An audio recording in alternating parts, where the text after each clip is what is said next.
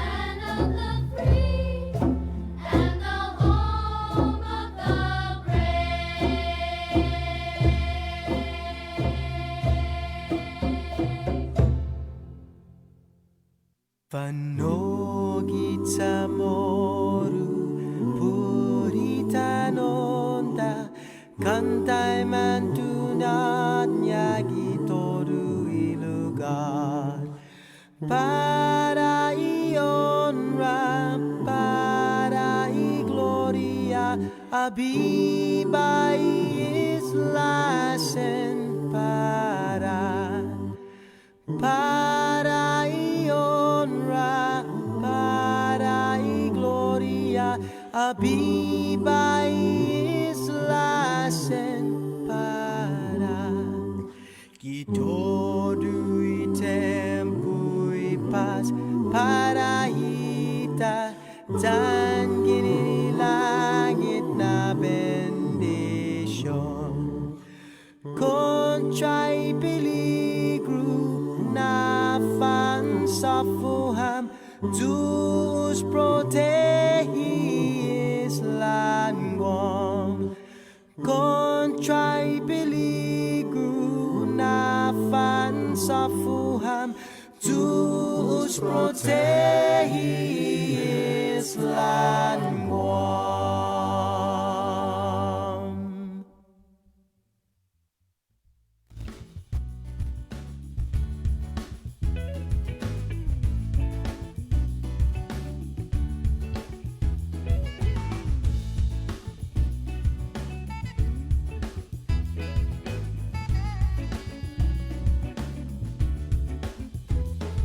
Have you ever had that feeling that made you oh so glad? Have you ever had that feeling, the memory of our land? So here we go now, here we go. Here among the music, here we go now, feel the flow. Yenene mastakilu, hina soku. Yenene mastakalu, corazón. Then he must be good and in Nasinyahu, who fresh in my saddle. Parabat protein, then defendi. Hinengi, cultura, lenguaje.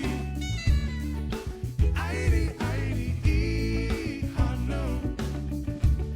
Zanitano tamoru, yes, yes, yes. Zanitano tamoru, yes, yes, yes.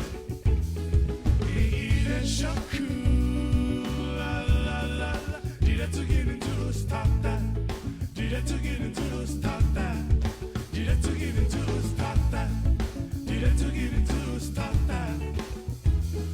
It's the who, what bit my ihilo, Zani Biblia, Ibandera who, Ibandera Mohan, yes, yes, yes. Ibandera Mohan, yes, yes, yes. Ibandera Mohan, yes, yes, yes. Ibandera Mohan, yes, yes, yes. Ibandera Mohan, yes, yes, yes. Ibandera Mohan, yes, yes, yes. Ibandera Mohan, yes, yes, yes. Ibandera Mohan, yeah.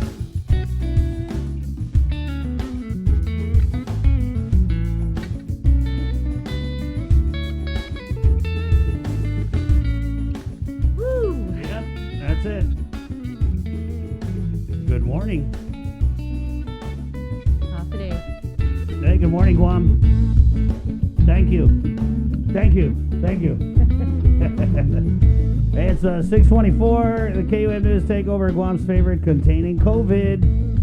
And it's all proudly brought to you by Cabo Enterprises, Ambrose Inc., IT&E, Coast 360, and the Bank of Guam. I got a lot of comments about this jam. It's Zachary Lujan out of, well, Chamorro by way of Washington State with the Higher Vibes band in it Fresi.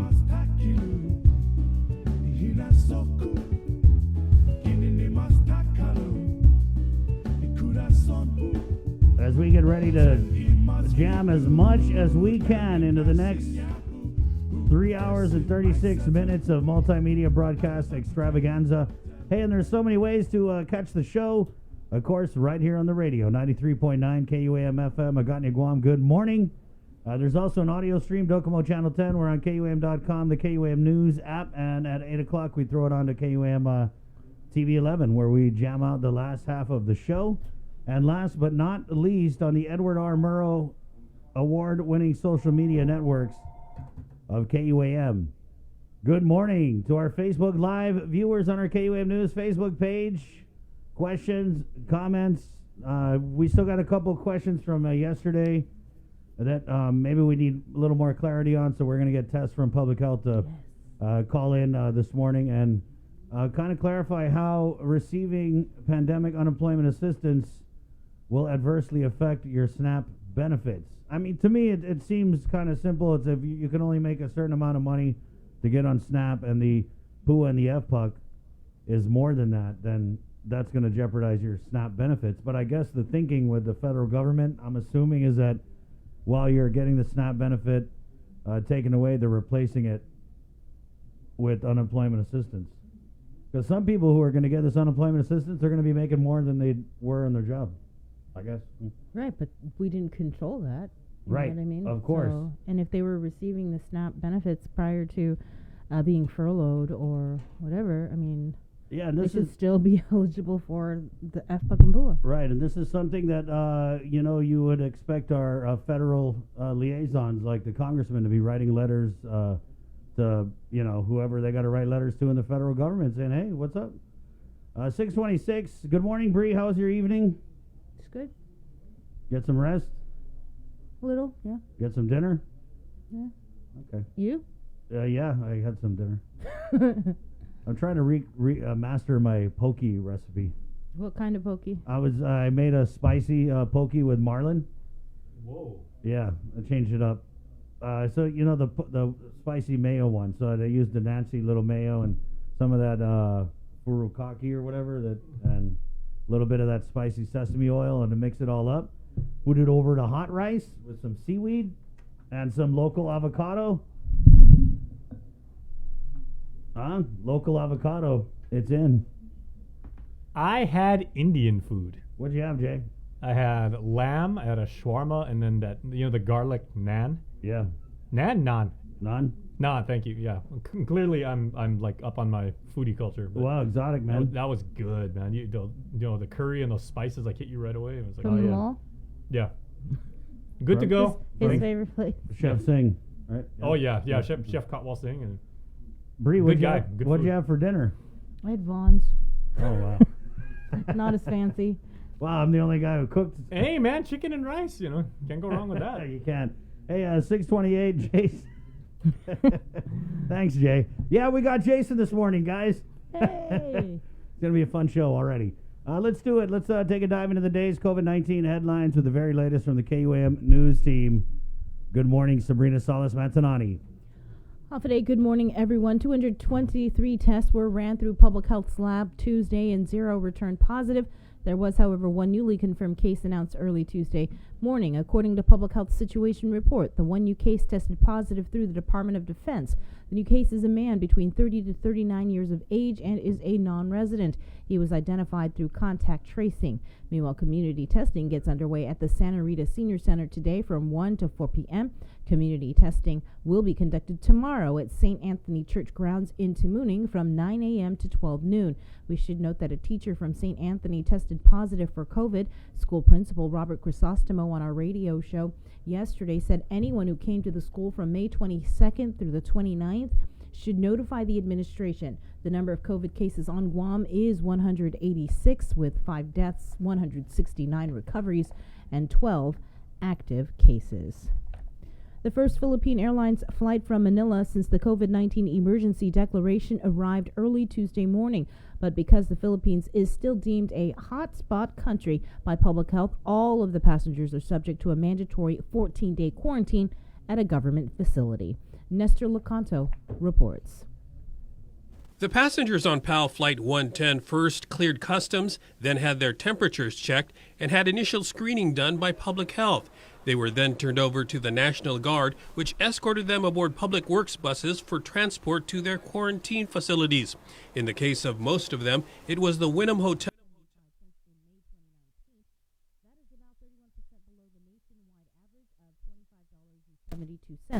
Assistant Commissioner for Regional Operations Richard Holden noted that after testing for statistical significance, wages in Guam were lower than their respective national averages in 21 of the 22 major occupational groups, including management, computer, and mathematical and legal industries. A proof of refund policy filed and recorded on the Federal Election Commission indicates that $9,000 was refunded from Congressman Michael San Nicolas's campaign to Andrew Park on February 20 of 2020. KUAM reached out to Park multiple times, but he did not respond for comment. The news comes after former staffer John Paul Manuel sounded the alarm on an over-the-limit contribution, saying, quote, he specifically solicited for this over-limit donation personally from his friend Mr. Park at Sidelines Pub and Grill, owned by Mr. John Ananich. Manuel adds, I am confident Mr. Park will testify to the same. He is taking one matter to the higher court and now taking another measure on the double pay issue. Attorney Tom Fisher is suing Attorney General Levin Camacho. Fisher filed the suit after the Office of the Attorney General failed to provide documents related to his FOIA request. According to court documents, a FOIA was sent on May 26th asking for all communication between the OAG and the Office of the Governor on GovGuam employee payments from March 2020 to date. In addition, all communications between AG employees concerning GovGuam employees' payments made on any social media platforms. Further stated in court documents on June 12th, the AG's office responded with few records and stating that several records are exempt from disclosure based on various legal privileges. Now, Fisher is asking the court to demand the Office of the Attorney General turn over all the documents. KUM is waiting for a comment from the AG's office. The CNMI and the Guam Attorney General's office, in the meantime, announces they are petitioning to form a coalition with Hawaii to combat drug trafficking, seeking high-intensity drug trafficking area designation under Hawaii's HITNA. The AG submitted their petition to the National Office of Drug Control Policy on June 12th. According to a press release, the program provides financial assistance, support, and law enforcement intelligence. Guam AG Levin Camacho states, this time we recognize that working with the CNMI and Hawaii will be the most effective way of disrupting the flow of drugs into our islands. The AGs note that the region's limited resources and proximity to Asia are reasons to ramp up efforts to respond to drug trafficking and other crimes. We now check in with Tomas Manglonia, who reports live from Saipan. Hi, Tomas. Good evening, Bree and Chris. Here's the latest making news in the CNMI. We were at the CNMI legislature yesterday during an education committee hearing. PSS Associate Commissioner for Student and Support Services, Bonnie Pangilinan, shared with representatives some tentative plans for the upcoming school year. Take a listen. To account for the many moving parts and the ever-changing environment with COVID-19. So we actually had planned a succession of phases for reopening, beginning with a fully online school opening. And that was the direction that we were headed in anticipation for still staying on yellow. But yesterday everything changed. We are now on blue. And so the next phase of that would have to be a hybrid opening. So right now the plans that are in place are to open the new school year with part of the student body attending courses online, and the other half of the student body attending classes on campus with safety measures in place. So we are looking at the guidelines that have been provided by the Centers for Disease Control, by UNICEF, and of course the COVID Task Force. We've been in communication with CEO Munya at CHCC, and they actually have our school opening plans. We'll be meeting with them again to look at the different protocols for entering the campus, for the classroom compositions, for the number of students that need to be in rooms, everything from sanitization to isolation rooms, and including putting new personnel on staff so that we have liaisons between CHCC and the school. An RFP should be ending tomorrow. We have put out an RFP to put school nurses back on campuses to be those liaisons between the school and the hospital.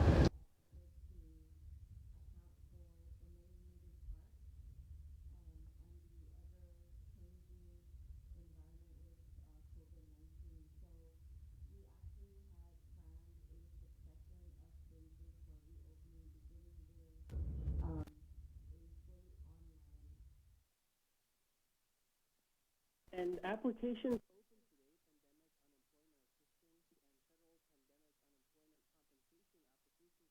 information was released. The CNMI Department of Labor will be accepting applications for PUA and FPUC in Saipan, Rhoda, and Tinian starting today, June 17, through December 26, 2020. There are two ways to apply. Online application submissions are at hiremarianas.com.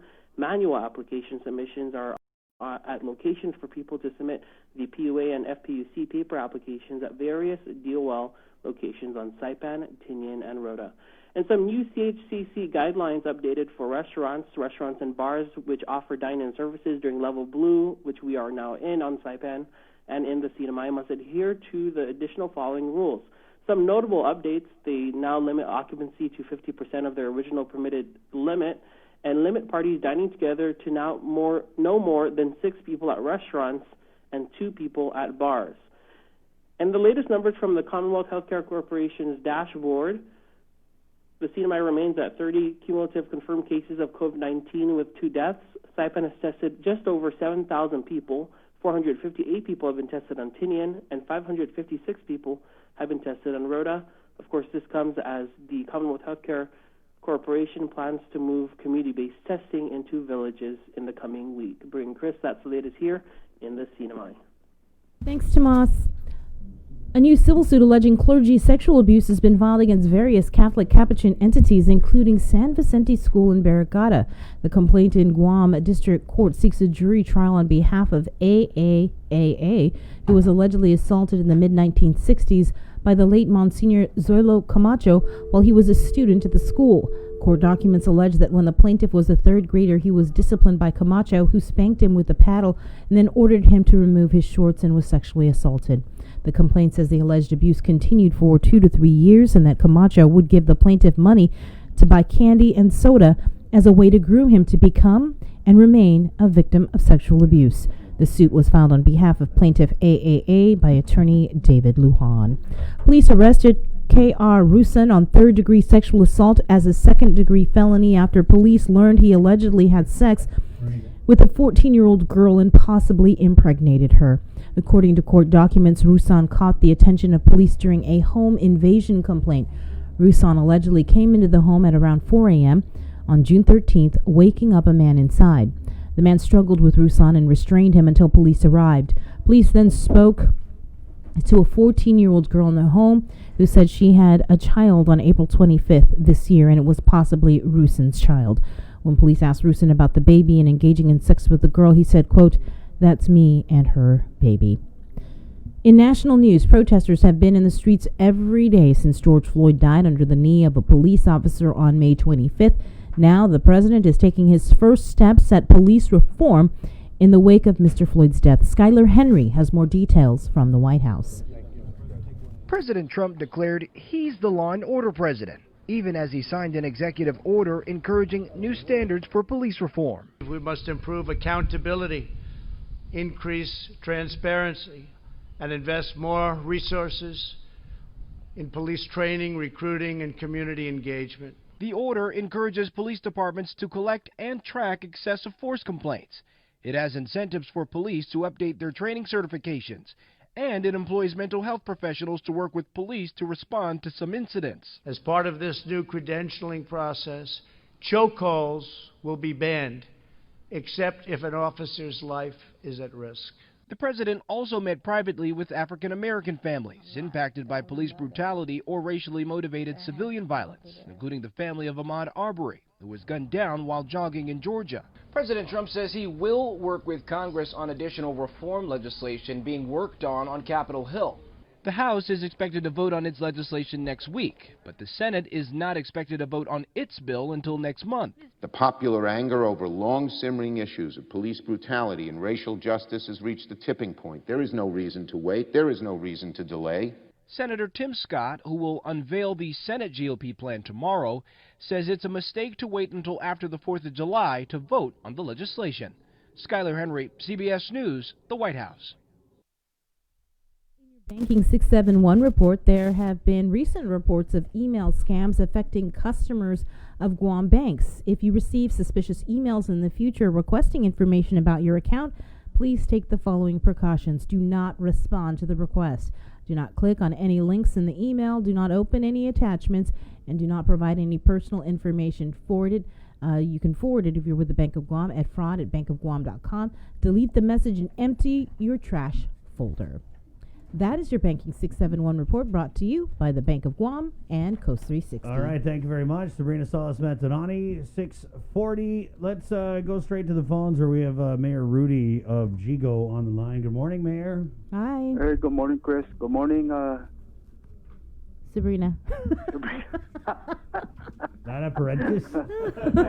I'm sorry, Sabrina. Oh, just your niece, you know, living in Jigo. Yeah, just me. An hour and a half, and I'm still sleeping.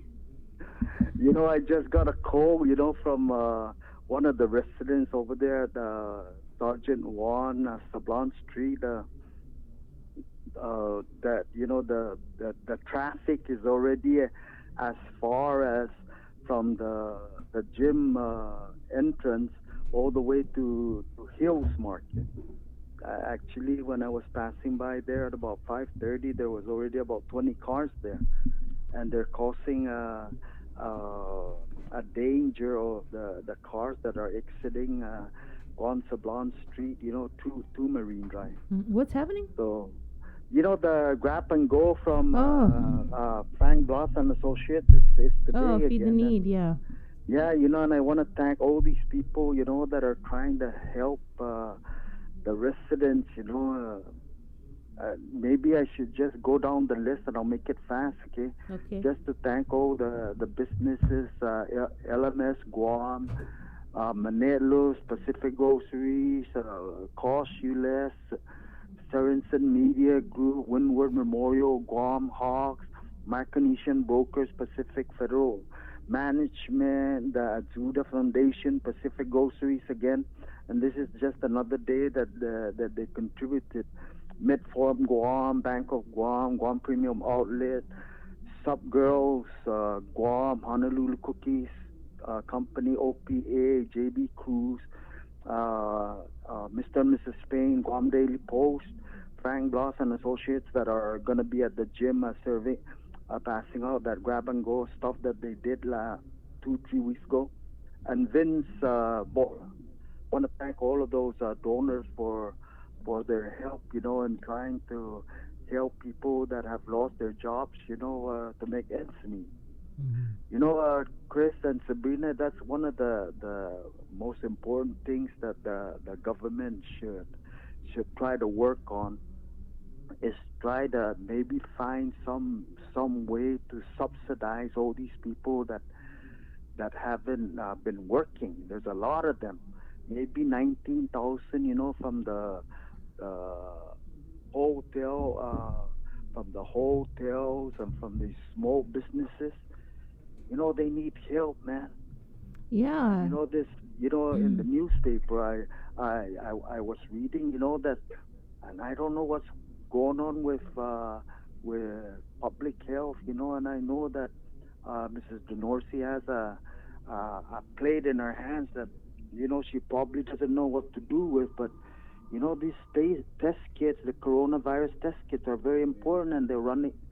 I don't know, the newspaper says that test kits were not readily available, with tests prioritized for the sicker and hospitalized patients.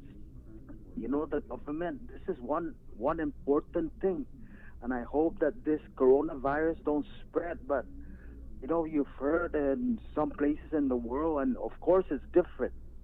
But does the government have a plan to fall back to if something happens with this coronavirus here? Let's not wait, my friends, because there's, this is a small community and we all love each other, and we cannot wait until it's too late. If it's happening all over the world, it's bound to happen here if we're not careful. If we're not careful, and I don't see any plans in coordination with the government. Hey, the kids that are healthy and all that, they deserve to have fun and continue life the way it is. But all these people that have underlying health problems, we should worry about them. I'm one of them. I'm over the hill already, and I've got underlying health problems, and we got to worry about these people because a lot of them are working hard and don't realize what they're facing. And that's what the government should be doing, is taking care of their people. And maybe they are. Well, I know that this is just a reminder, okay, that we have to do something to be prepared. Are we prepared? Do we have a place if this coronavirus spreads wide and rapidly? Do we have a plan? Does the government have a plan? Does public health have a plan? I really don't think so, because there's no announcement that when this breaks out, we go there and not go there. You know, what's the plan, people? We're leaders here. Let's lead. Hey, you know what? God is blessing us because He's kind of testing us if we're opening up our minds and trying to think for the people that we serve. Are we thinking? I'm trying, but I have only got a certain power here, and maybe it's my mouth, okay? And I'm working on it, and I'm asking the people, public health, and I know that Mr. Denorsi, there's a lot to think about. But this is one thing that she should think about, and it should already be in the plan. So what is the plan? Tell the people. Because we cannot be running around, you know, without our heads on our shoulders, not knowing what to do. And, hey, wake up, people, because we're responsible for this, and let's talk about the plan. You know, we're having a Mayor's Council meeting today, and, you know, we're responsible too, so we're going to work. I'm going to speak out and find out what we can do as the mayors to try to help public health in case these things happen. But there has to be a plan, because this virus, if it breaks out, God forbid, do we have a plan to counter it? That's the most important thing now about this coronavirus. Hey, you know, it looks good now. But this thing is about, probably might just turn around and kick us in the butt when we're not thinking. And I don't want that to happen here. So, I don't know what else to talk about. What about the stray dogs, Mayor? Are you still having an issue with the stray dogs in your village? Chris, yeah. Thank you, Chris, because I had that in my paper. You know, I was going around over at Franciscan Robert Street. Do you know where that's at? That's on Route 15. Right. You know where the carver, Philip Titano's at? Yes. Let me tell you, at the end of that place, there's a small community there. And I was about to get attacked by stray dogs. There were about maybe 30 stray dogs there. And people, I want to remind everybody, you have to take care of your dogs, man. You have to tie them up. Mm-hmm. You know, this coronavirus, God forbid, might be, you know, related to the stray dogs, and you never know. Mm-hmm. You know, that's a big problem, Chris. I just found that. Well, I'm the chairman for the stray dog committee, and even at that, we're asking the governor, and I know she's got a lot on her plate, you know, to help again improve their cages there. There's enough space there to double the size of cages, and we need that. And you know, we need to talk to the Humane Society about what's going on with, you know, we might as well do the right thing, and putting these dogs to sleep is very, I feel bad to do that. But a lot of these dogs are suffering because they're stray, and people eat, you know, give them leftovers, and that's all. But a lot of them are getting too sick, you know, to be walking around the street and trying to bite people and stuff like that. You know, the agencies, public agriculture should work on this. We were supposed to be working about trying to eradicate these dogs, and we were supposed to do it this year, but nothing happened. This is very, very important. You know, pretty soon the dogs are going to be telling us what to do here. You know, the government of Guam has to hold hands, because we are all responsible with these things that we are put in office to fix. There's a lot of things that we're not fixing, and maybe it's the money, I don't know, but whatever it is, we got to hold hands and do something about it. You know, there's a lot of things that we're responsible for because of money. We're not doing it, but, you know, we have the governor, I don't know. We've got experts that can think about how to get money to solve a lot of these health issues that's related to dogs and a lot of other things. You know, What do you think about it's a hard job, but we've been voted on to take this task, and we should continue to work on it, guys. People, let's work together, man. I'm here, and I'm willing to do anything, that I'm responsible for. But we need help. What do you think about this cleanup that's being held on June 27th? Are we going to see Jigo participating? You're asking everybody to.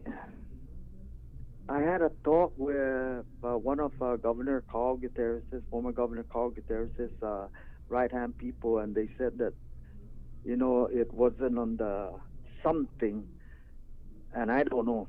I mentioned, that the Japanese monument, Target, Marble Cave, people frequent those places, but we weren't included. But I'm pretty sure, Sabrina, that they have a good reason, and I hope they get back with me, to try to help out, Yeah, well, we're going to get about these, Chris, about this cleanup. Can you give me just one word that we should work with, because that's where a lot of these trash come from, and it's the responsibility of the people, that get these things. And maybe each village has a lot of these entities that where people get all this stuff, and then when it's in the trash, they don't have responsibility and they throw it, they illegally dump it. And I was just thinking about that. All these stores that sell these products should at least, they must have problems with some employees, so they should have a program, where all these employees that they have problems with and they don't want to lose their jobs should be, on rotation with the mayor's office to have them clean up the village. Because they make money out of this so-called groceries, and then it becomes trash, and then it becomes our problem because people aren't doing what they're supposed to be doing. So I think all these stores in Jigo and every village should have a plan and help the village stay clean. They make money out of it. Right. And I hope they're all listening. Mayor, I know there's a lot of it in Jigo. Mayor, I know you're not Mayor, what did you say, Chris? I know you're not seeking re-election, but can you just tell us what is one of the things you're going to miss about being a mayor? Because I know it's a frustrating job, but I'm pretty sure there's some silver linings.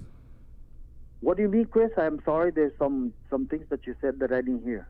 That was my fault. He said that what are you going to miss as being mayor of Jigo? Helping the people. What are you not going to miss? Helping the people. Nothing. Hey, you know what? I love what I do, okay? But I have to start thinking about my family. Right. And there's, I have something to do. And the grand is very, very important. Well, good to talk to you, Mayor. It's always fun to get you on. We'll catch up with you after the meeting. There is a meeting today, right? Right. Yes, at the Mayor's Council. I mean, I think we're meeting at the Senior Center in Dededo. Right. Okay. Did anybody talk to you guys about liberation? No, but I think Angel said it all. I think that, liberation is very, very important. Mm-hmm. Yes, it is. But there's a but there. Money is scarce, and there's other things that we should be really patting down, like this coronavirus. Right. I think that's what we should talk about on what we're gonna do if something happens. That's very, very important. Okay. Right on, Mayor. Because we cannot be running around with our heads somewhere else and our shoulders walking around and not knowing where. Amen. That is one of my worst fears, Mayor, to be walking around with my head somewhere else. And yeah, and that's what's going to happen if public health don't take the lead about this coronavirus and what we're going to do. That's very, very important, because we never know. It's always better to be safe than sorry. Amen. We are leaders, and the people of Guam are depending on us. So let's get to work. Thank you, Mayor. All right, thanks. God bless all of you. All right, take care. God bless Jigo. Have a nice day. Bye. God bless Guam. Wash your hands. Jigo's been blessed, and I thank God for that. Okay, Mayor. There you go. Mayor Rudy. Always fun. Kind of touches all the bases, Mhm. sometimes in one sentence. Yeah. I like Mayor Rudy, man, and I miss do him. too. He's a straight shooter. There's a lot of people running for mayor in Chico. All over Guam, it's like a lot. I mean, mayor. Well, there's that's- some. It looks like with the when I was looking at the GEC report, there were some still, at least as of today, that are running unopposed. But it's still 2 weeks away for People the deadline. always, Joe, hey, when are you going to run for senator? They go, no, mayor's where it's at. They're the ones that are making the most. You know what I mean? I mean, it's a thankless But they got the job. most Right, responsibilities. yeah, they really do. 6:56, let's keep it on the phones. And we wanted to bring on a former congressional staffer for both Congresswoman Madeline Bordallo and former Congressman Robert Underwood. He's got over 30 years of experience working on Capitol Hill. We'll bring on John Witt onto the show. Good morning, John. Thanks for taking our call this morning. Hi, John. Hey, good morning, Chris. Good morning, Sabrina. Good morning. Well, thanks for joining us, and obviously we wanted to bring you in to kind of chip into this conversation we've been having since the weekend, pretty much, as the news came out about the House Ethics Committee forming a subcommittee specifically to investigate our delegate. So I guess we'll just start at that. John, where were you when you heard the news, and what was your takeaway after hearing that initial and maybe even reading that release that came out from the Ethics Committee? Yeah, well, I follow the news in the evenings so that I can watch the Guam Morning News and listen to you guys. So here's my sense of that. And Oh, John, sorry, could you just speak up just a little bit? We're having a hard time hearing you. Okay, is this better? A little bit louder. Okay, so I did some checking with some of my friends who still work on the Hill and some of my friends who are retired on the Hill.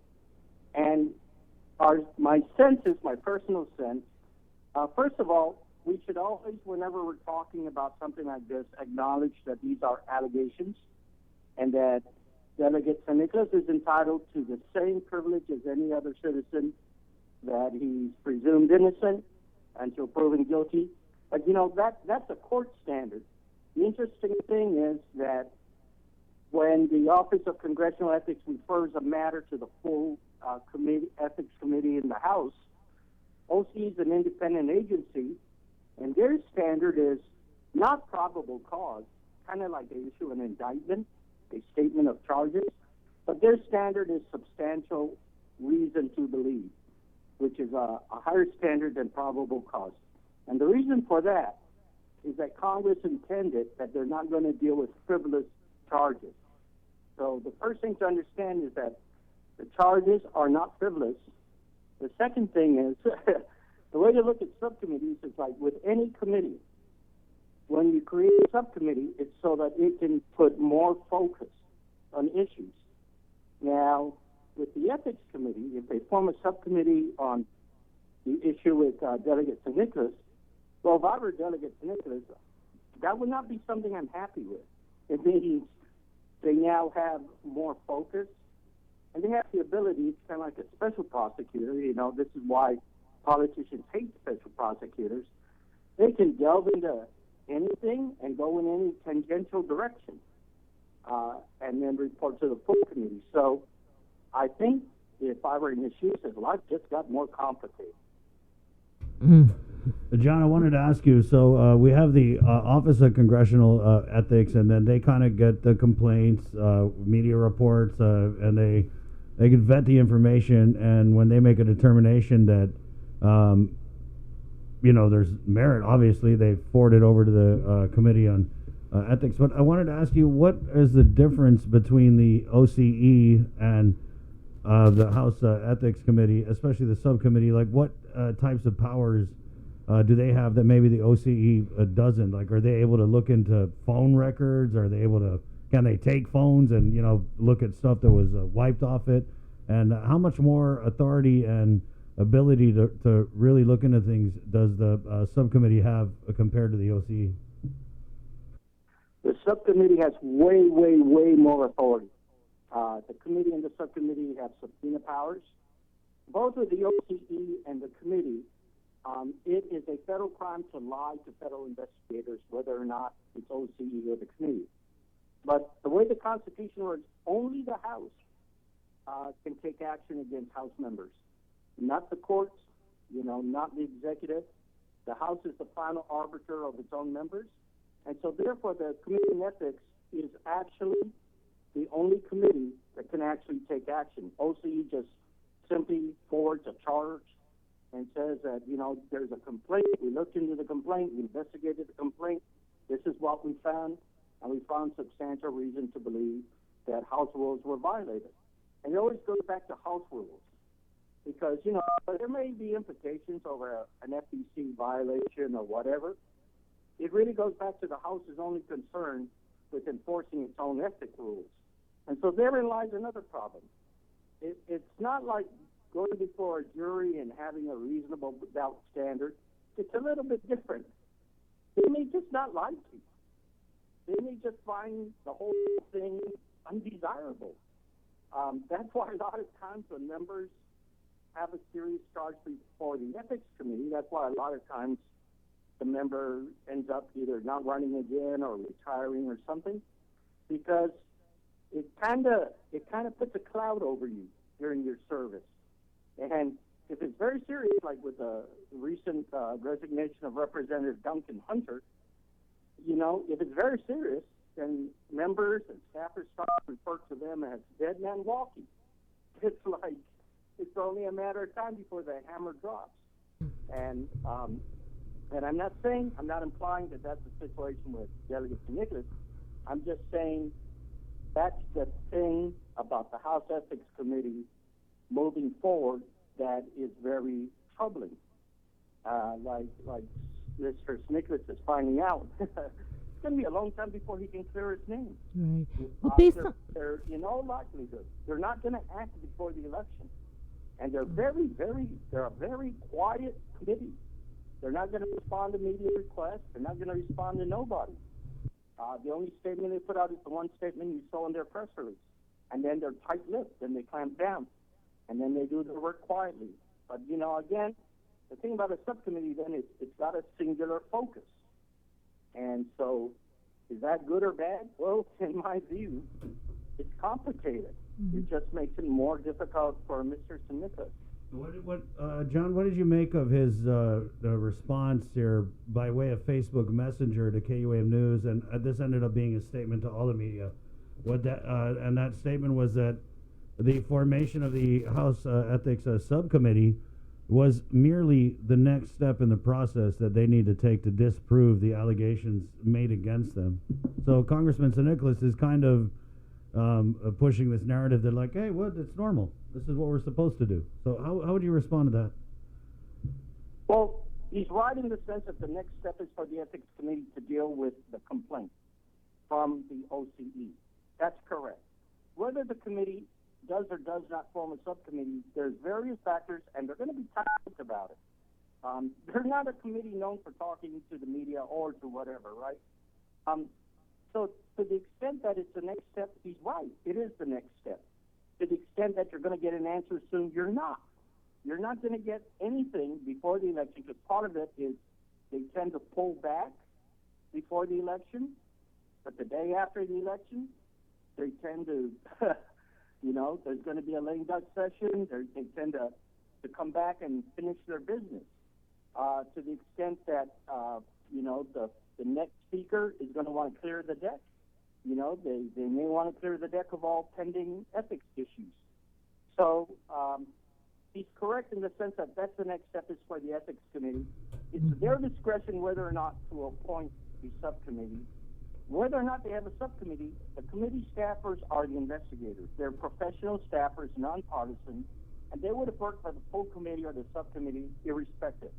But the fact that they're working for a smaller group means that instead of trying to contact all those committee members to make a decision on whether they should do A or B, it's a much easier thing to manage.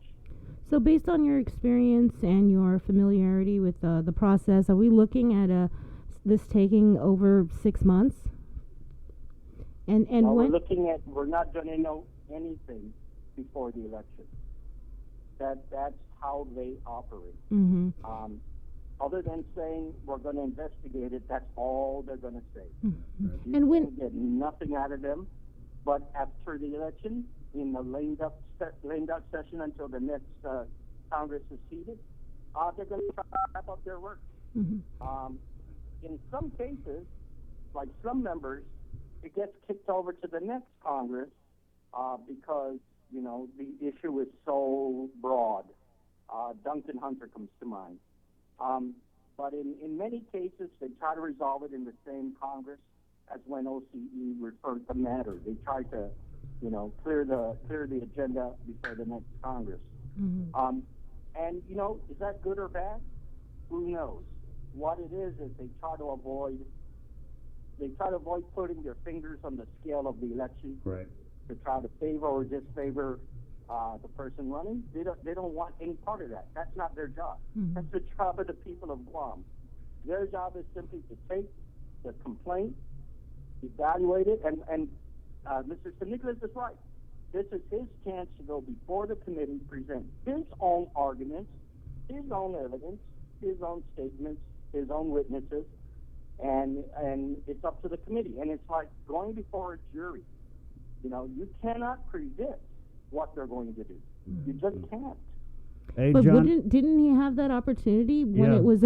So can you tell us when this was before the Yeah. Office of Congressional Ethics, what type of investigating did they do? Because, you know, and I want to just go back to what you said about the congressman is right, that this is the next step, but is it also accurate to say that if the OCE looked at this and they found that there was nothing, that it wasn't, you know, they didn't have merit and there wasn't enough to it for it to pass on, that they could have easily just said, yeah, Right. there's nothing to this? It wouldn't have to rise to this level. Right.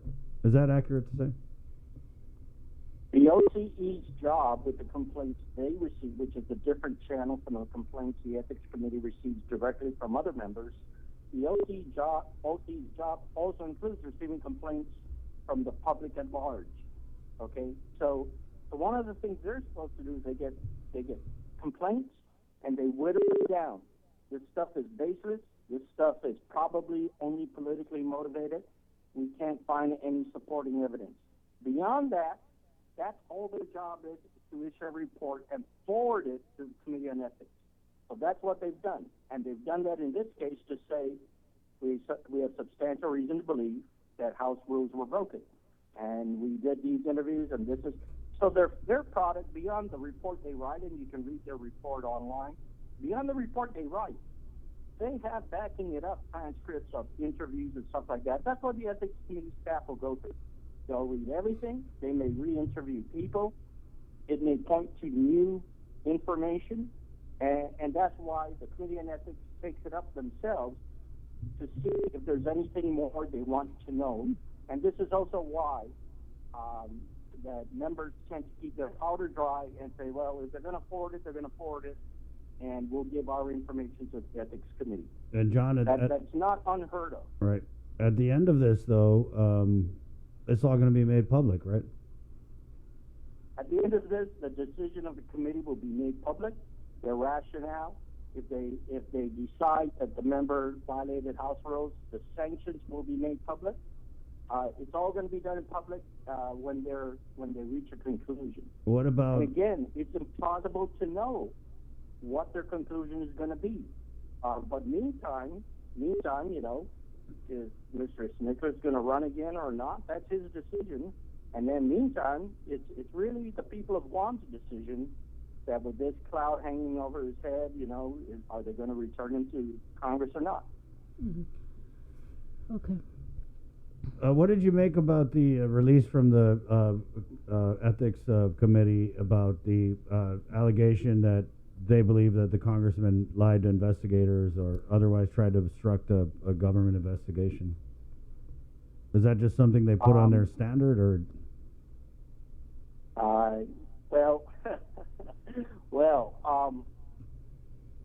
haven't read the report, and other than the press release, that's all I know.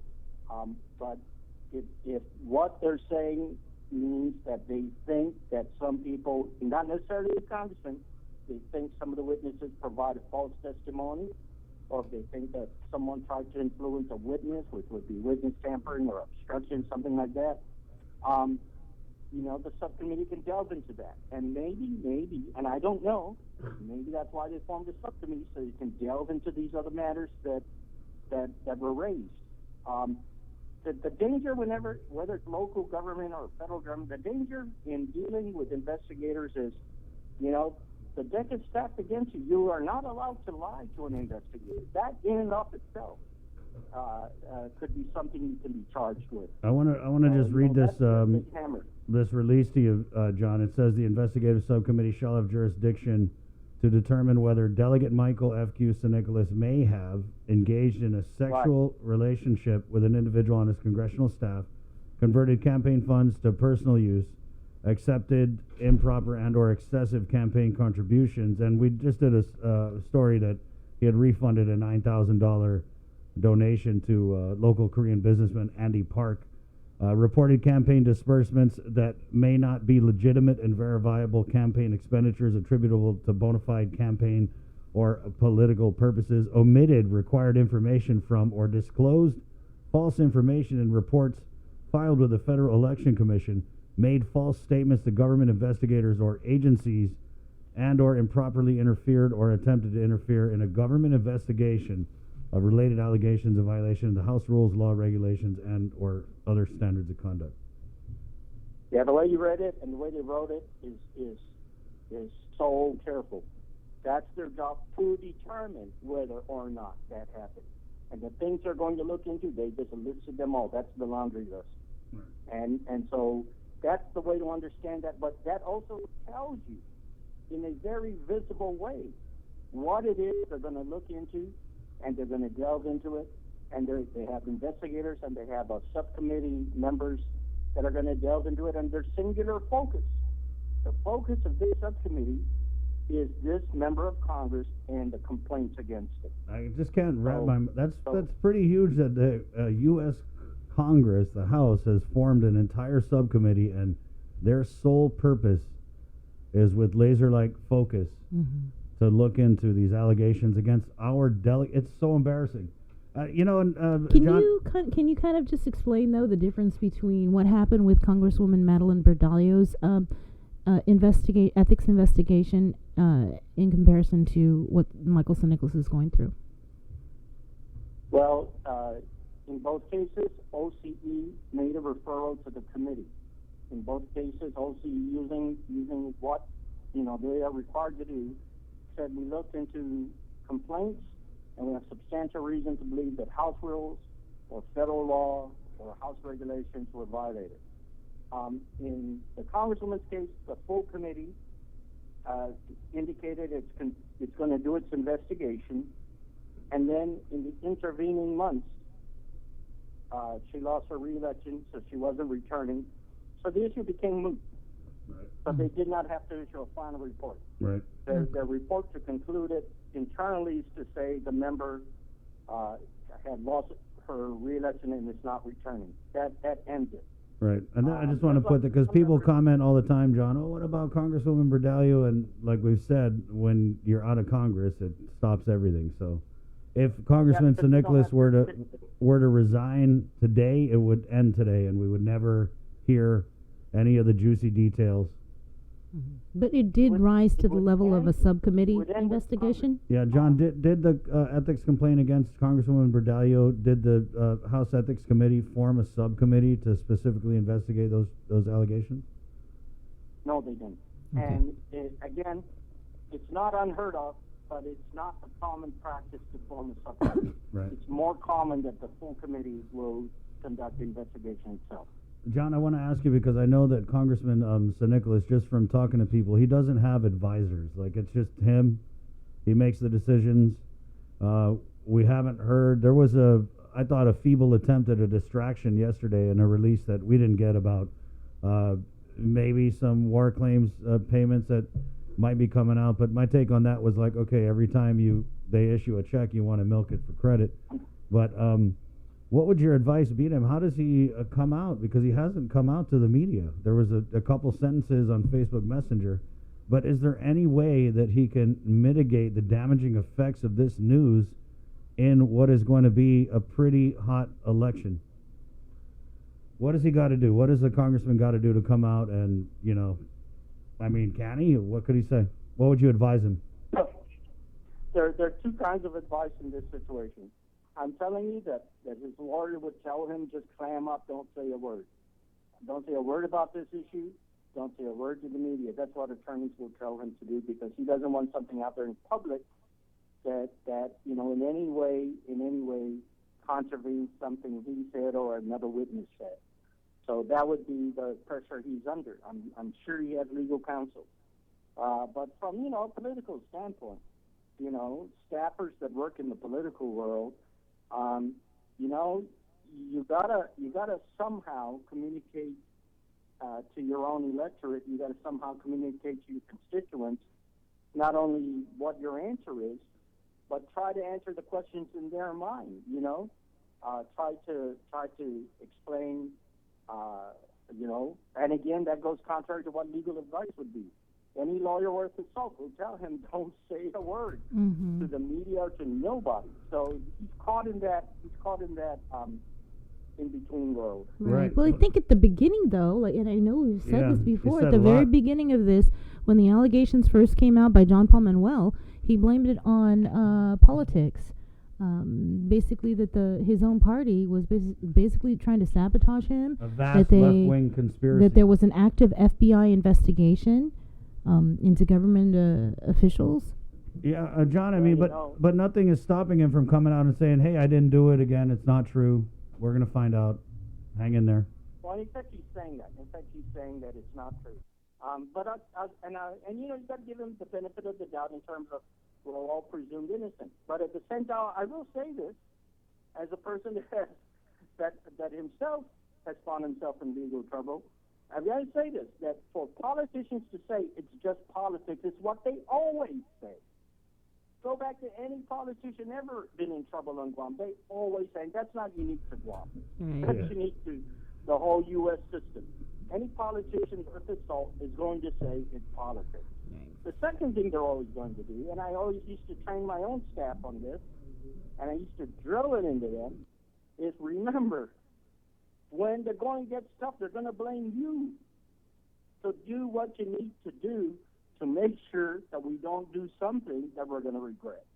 And, I've always urged our press releases to be honest. I've always urged that staffers tell me if the congressperson is trying to do something that they shouldn't be doing. And so, and with regard to the FEC, whether or not you have someone you hired to do the paperwork, to write up your report, it's still your report. You have that responsibility. It's kind of like your financial disclosure. Right. Many members use outside counsel to put it together, but it's still your disclosure. John, let me ask you. You're responsible. Right. That's the way it works. Let me ask You're you. not the first person ever to say that in the history of the United States. With this Federal Election Commission thing, so one of the allegations that the committee, the subcommittee will be looking at is an over-the-limit $10,000 donation from a local Korean businessman who's also a member of the Korean Chamber of Commerce. Andrew Park gave $10,000 to the congressman. I don't want to say allegedly, because in February we looked at the congressman's Federal Election Commission filings, and he refunded $9,000 to Andy Park. And so I guess my first question is that totally normal? And then the second one is, how is that not an admission that you did in fact accept an over-the-limit donation? Well, his explanation of that is to say his campaign staff did something they shouldn't have done. And that's why I say, when the two things is you're ultimately responsible, and secondly, we know that you're going to blame staff anyway, okay? And so I can give you an example.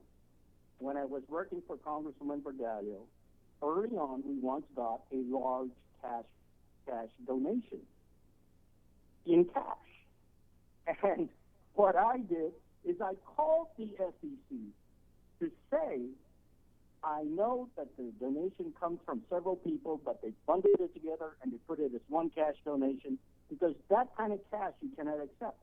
So they gave me guidance on how to make it correct by going back to the donors and saying they're going to have to give us full information and a money order for each of these donations. So, we report and say, help, we need help, what do we do?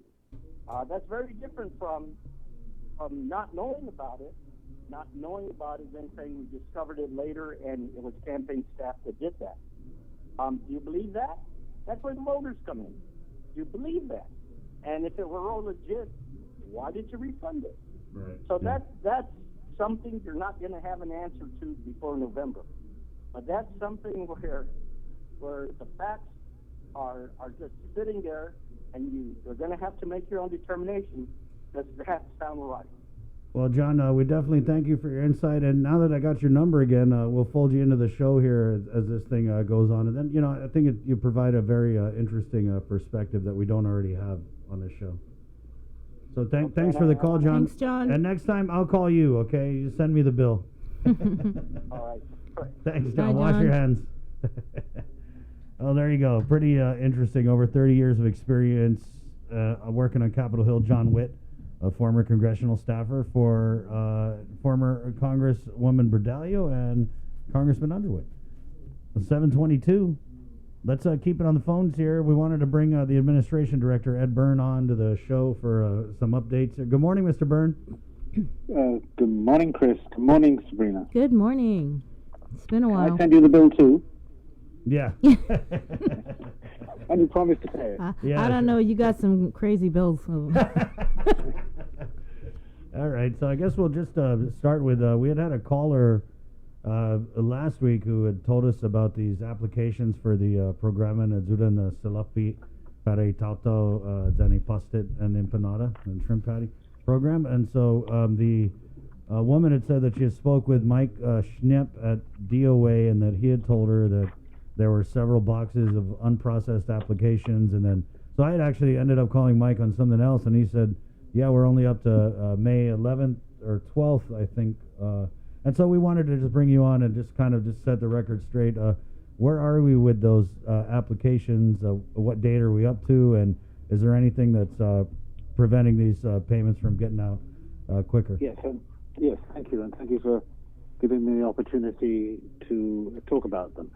Can I just take a step back? Sure. That we've sent out just under 18,000 checks already to people that their names were given to us by Public Health because they were already registered or in the process of being registered for other programs. So we sent out these 18,000 checks to these people because we already had the detail. Public Health already had the details in the system. And that's amounted to something over $13 million. In addition to that, we've got these applications, and of course the reason they're in boxes is because they're not electronic like the unemployment applications. They're all manual. They're all several pages of paper that are for people that applied just for the cash assistance part of this program. And I guess most of them are newly qualified because of the raised income limits. So those applications were sent to Public Health. Public Health logged them in and sent them on to us for processing because we're charged with helping Public Health to make this program work. We've actually received just under 8,000 applications, 7,974. But many of them don't have the required supporting documentation.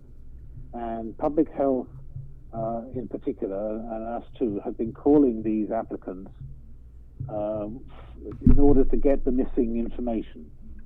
And it's very important, please, that people send the missing information. And as you know, the deadline for the submission of these applications, although the initial date is closed, that means that nobody can submit new applications after Friday. You have until June 30th to submit all the supporting documentation for these applications. And Public Health is contacting everybody that's applied.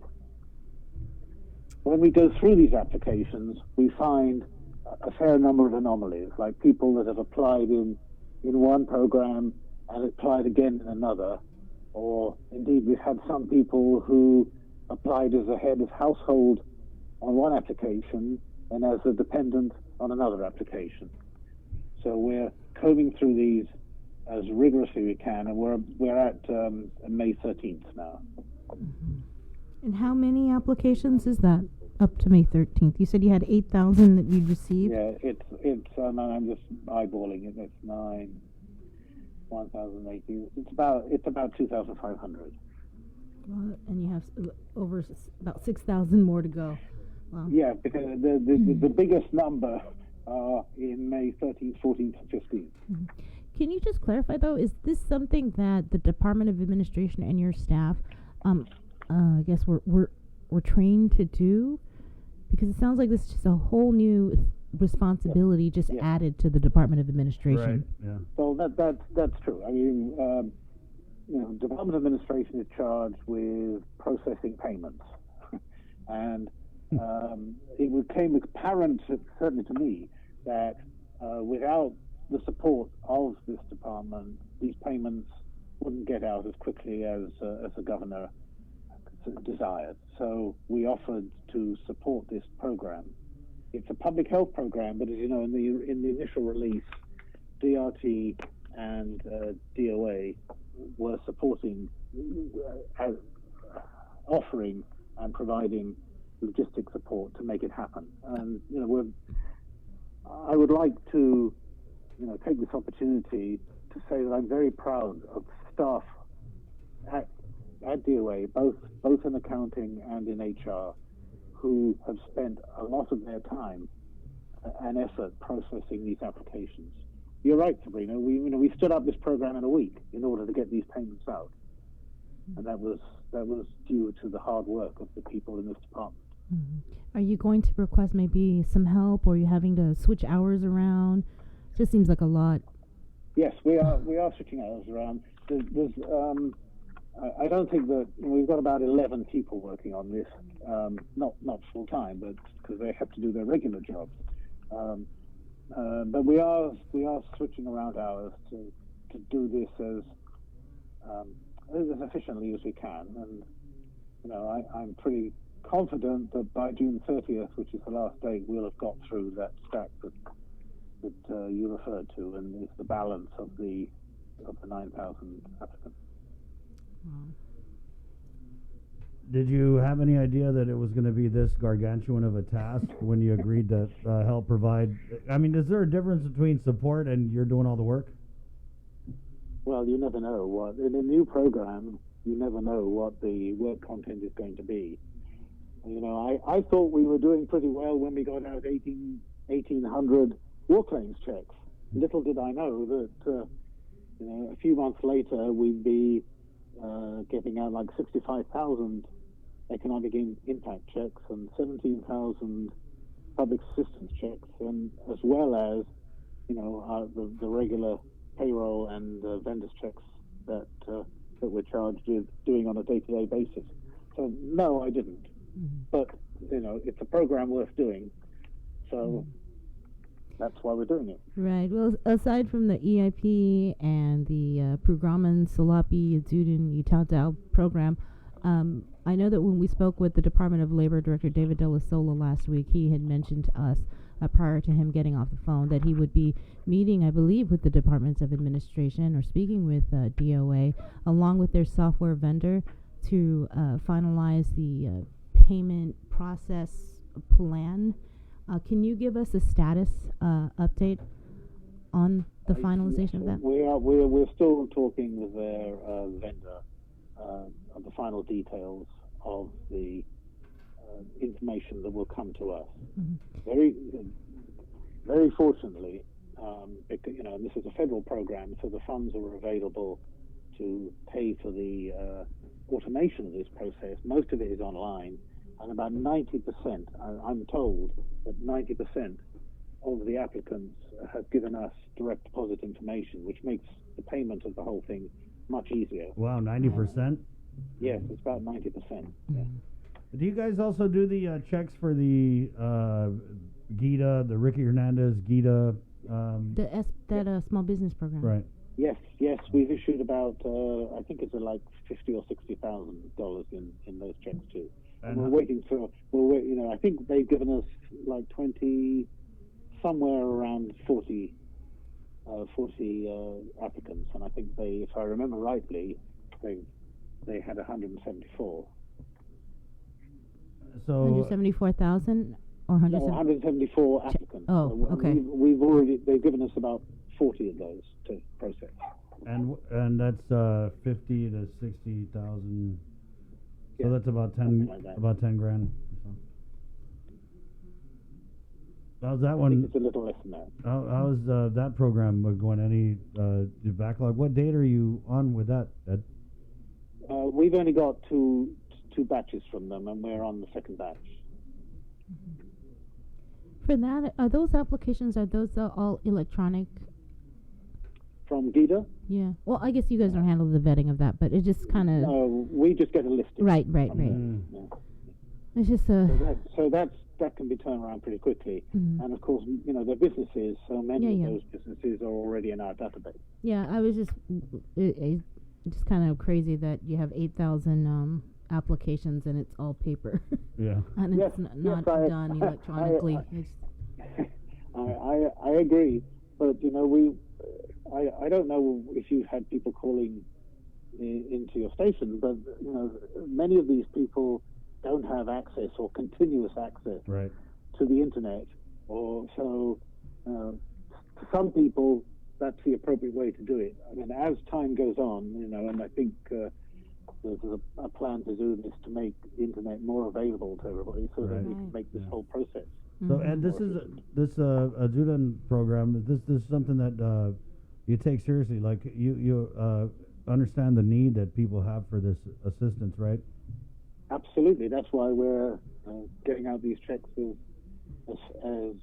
fast as we can, and everybody here that's working on it understands the need to get this money to the right people. It's unfortunate that, and I kind of understand, because it's a new program and people are doing this for the first time, that when they submitted their applications, it wasn't a complete application. But we're doing our best, as I explained earlier, to make sure that the applications do get processed if they're valid. Okay, so I just want to make sure this is correct. You guys have paid out $13 million, which equates to about 18,000 checks.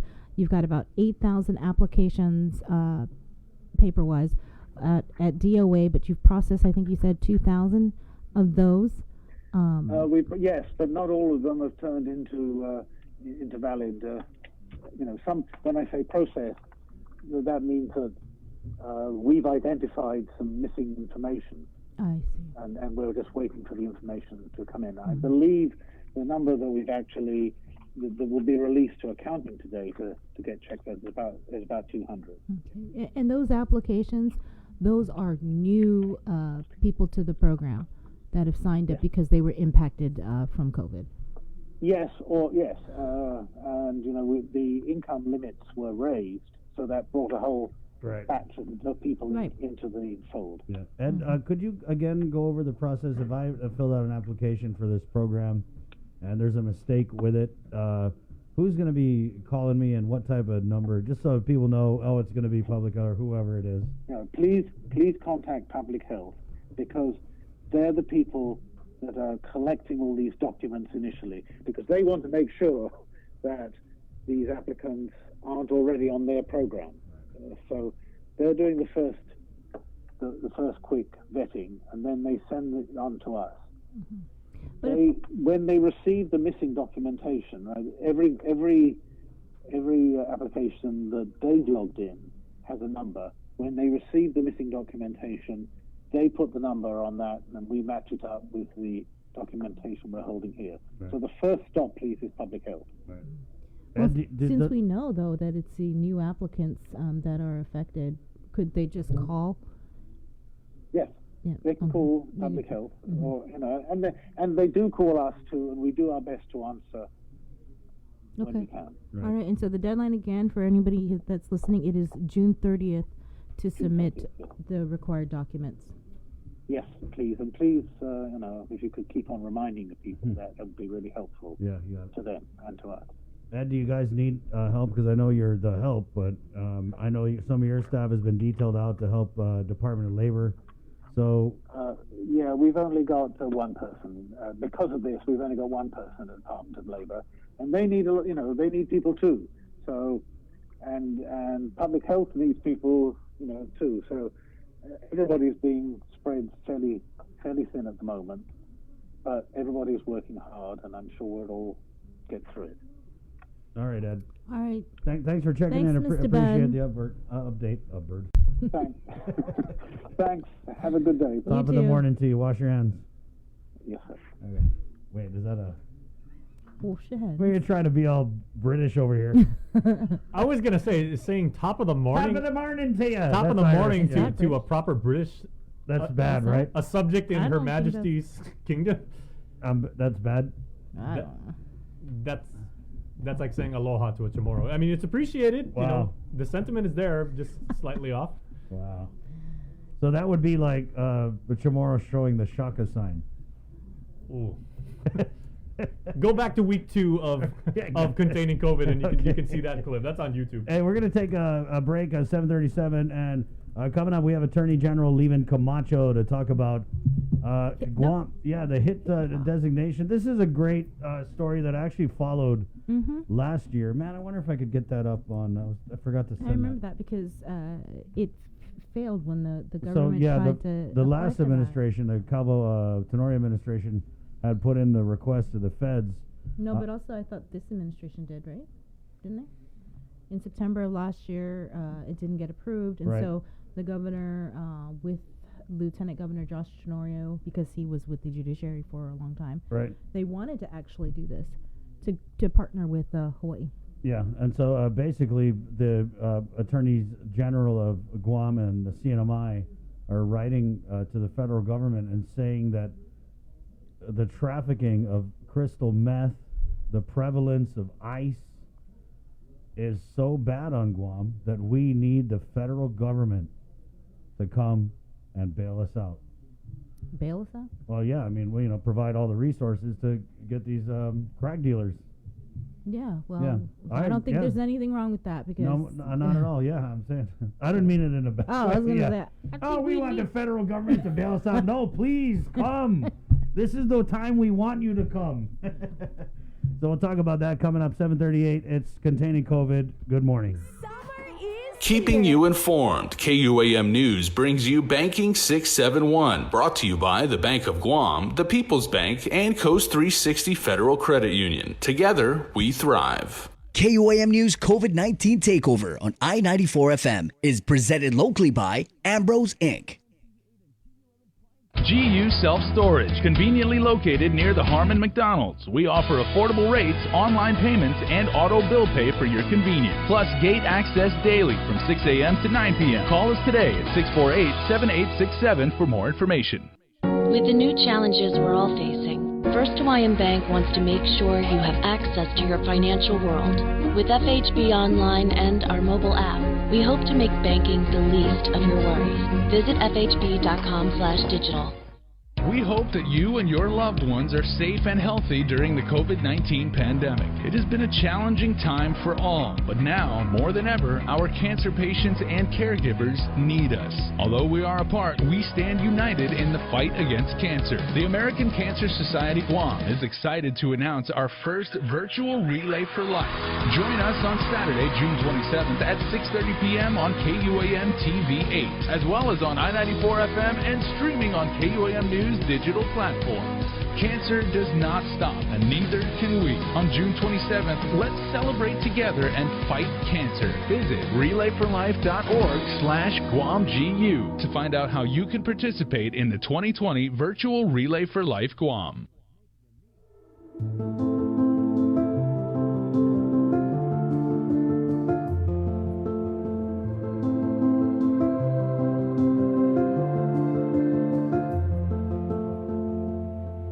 It's It's not always easy trying something new. Sometimes you have to help your loved ones along. Nana is so used to her weekly trips to the bank that going online can be a little scary for her. But her grandson knows that banking online is safer and easier, so he's teaching her how to get started using Bank of Guam's online banking videos. Teaching is one way to show our loved ones we care, keep your family safe at home, and show them how to bank online. Find easy-to-use online banking tutorials at bankofguam.com or on our Instagram and Facebook pages. Bank of Guam, member FDIC. Hafa. When it comes to applying for unemployment benefits as it relates to the Pandemic Unemployment Assistance and Federal Pandemic Unemployment Compensation programs, the first thing you'll need to do is create an account and register on HireGuam.com. Utilizing this button rather than the Not Registered button at the upper right login box will ease the pool registration process as it was built specifically for the pool program. The first page you'll see is the welcome page that explains the pool program and the 10 scenarios of eligibility that caused unemployment.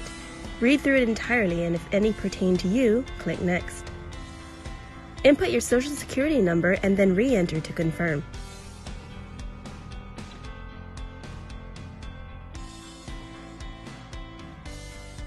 Notice at the top of the page, the eligibility section is completed and the registration process begins. In order to complete your registration process, you will be asked to provide the following: a username and password and select a security question, an email address, or if you don't have one, you will be required to create one with the link provided, your residential and mailing address if different, your preferred notification method to receive benefit notices and updates, any prior military or current military service, education, occupation, your preferred payment method, such as direct deposit or paper check. Now, if you opt for direct deposit, you will need to supply your bank account and routing number. And since these benefits are taxable, whether or not you would like your taxes withheld. When you see the page notifying you to proceed to make your PUA claim, you have completed the registration process and may continue to the work history portion of the claims process. Input your last employer data, job title, and employment information. When the system prompts you to enter your last day worked, make sure you enter the date in which your employment status was directly affected by COVID-19. For example, if you were furloughed on April 1st, 2020, but have since returned to work, you will enter April 1st and not yesterday. Complete the rest of your work history information and add as many past employers as needed. Once completed, you will be required to certify that all information is true and correct, that you are responsible to keep informed of program benefits and reading program material, and that you acknowledge that any false statements are punishable by law and could result in a fine, imprisonment, restitution, and a loss of future benefits. Read through PUA's to-do list and take note of the following. Immediately file your weekly claim.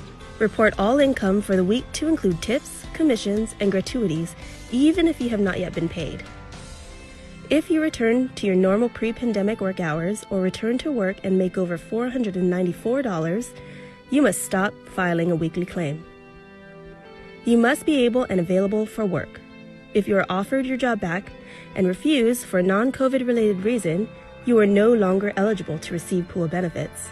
And at PCOR 3, you must look for work by contacting at least 3 different employers about job openings. Be sure to upload a valid government-issued ID and supporting documents to strengthen your claim. Congratulations! You have completed the PUA claim filing process. It's time to file your weekly claim. Click on the File Your Weekly Claim button to proceed. Read through the explanation of the weekly certification process and advisories before proceeding. Notice that the weekly certification process begins the week in which you claimed as your last day of work. Answer each page honestly and input additional information as required. However, if you have since returned to work, be sure that on the weekly claim of the day you returned, you adjust your weekly earnings accordingly. Congratulations! You have filed your weekly claim. Make sure you file for all previous weeks you were affected to present. Now continue to file every week thereafter to receive unemployment benefits for those weeks. For more information on how the Guam Department of Labor can assist you, visit our website at dol.guam.gov. Keeping you informed, KUAM News brings you Banking 671, brought to you by the Bank of Guam, the People's Bank, and Coast 360 Federal Credit Union. Together, we thrive. KUAM News COVID-19 Takeover on I-94 FM is presented locally by Ambrose Inc. GU Self-Storage, conveniently located near the Harmon McDonald's. We offer affordable rates, online payments, and auto bill pay for your convenience. Plus gate access daily from 6 a.m. to 9 p.m. Call us today at 648-7867 for more information. With the new challenges we're all facing, First Hawaiian Bank wants to make sure you have access to your financial world. With FHB Online and our mobile app, we hope to make banking the least of your worries. Visit fhb.com/digital. Yesterday, the St. Anthony Catholic School had a teacher tested positive for COVID-19, and we got the principal on, and they're doing mass testing on Thursday. Right, that's actually part of the community testing that they're having at St. Anthony's that Public Health announced. So it's tomorrow morning for Tamuning residents, Right. and apparently now for staff. The staff of the school and also parish workers in the St. Anthony church. Right, and so the principal had, it was, kind of sad because he had said that they worked on all this prep to reopen St. Anthony, and what was it he said? He goes, no, I don't even know if we're gonna make he wanted to he said something about a pilot program, was hoping to be able to be selected for this pilot program that would launch in July, which would be a combination of distance learning and in-class instruction. But now he is unsure because Public Health did shut down the school until further notice. Right, and so we wanted to bring on go ahead, Jay. Okay, I was going to say real quick before we get, Dr. Juan Flores, the superintendent. Chamarita Regis just posted a comment. She's saying, Chris, do you have any updates on hotspots? We've actually got an article on KUAM.com right now about what the definition of hotspots. It has been expanded a little bit. Well, she said any update on hotspots on island. I don't know about all that. Oh, okay, yeah, nothing to that, but no, we do have that article about what hotspots as far as inbound travelers and what countries have been identified. So, Chamarita, if you want to check that out, we got that up for you. You could put it in the comments, right? Yeah. Okay. Yeah. All right. So we wanted to bring Juan Flores on to kind of find out exactly what it is that's going on with the reopening of Catholic schools. Good morning, Dr. Juan. Morning, Chris. Good morning. Good morning. How are you? Doing all right, and yourself? So how's the weather? Great, very great. Pretty nice day, huh? Not bored at all, and there's no rest for the wicked. So exactly. We're plugging along. Yeah. So Juan, what are we looking at with the Catholic schools? I know that in your text yesterday you had said that you guys have done your part and you're now waiting on the government of Guam. Is that accurate?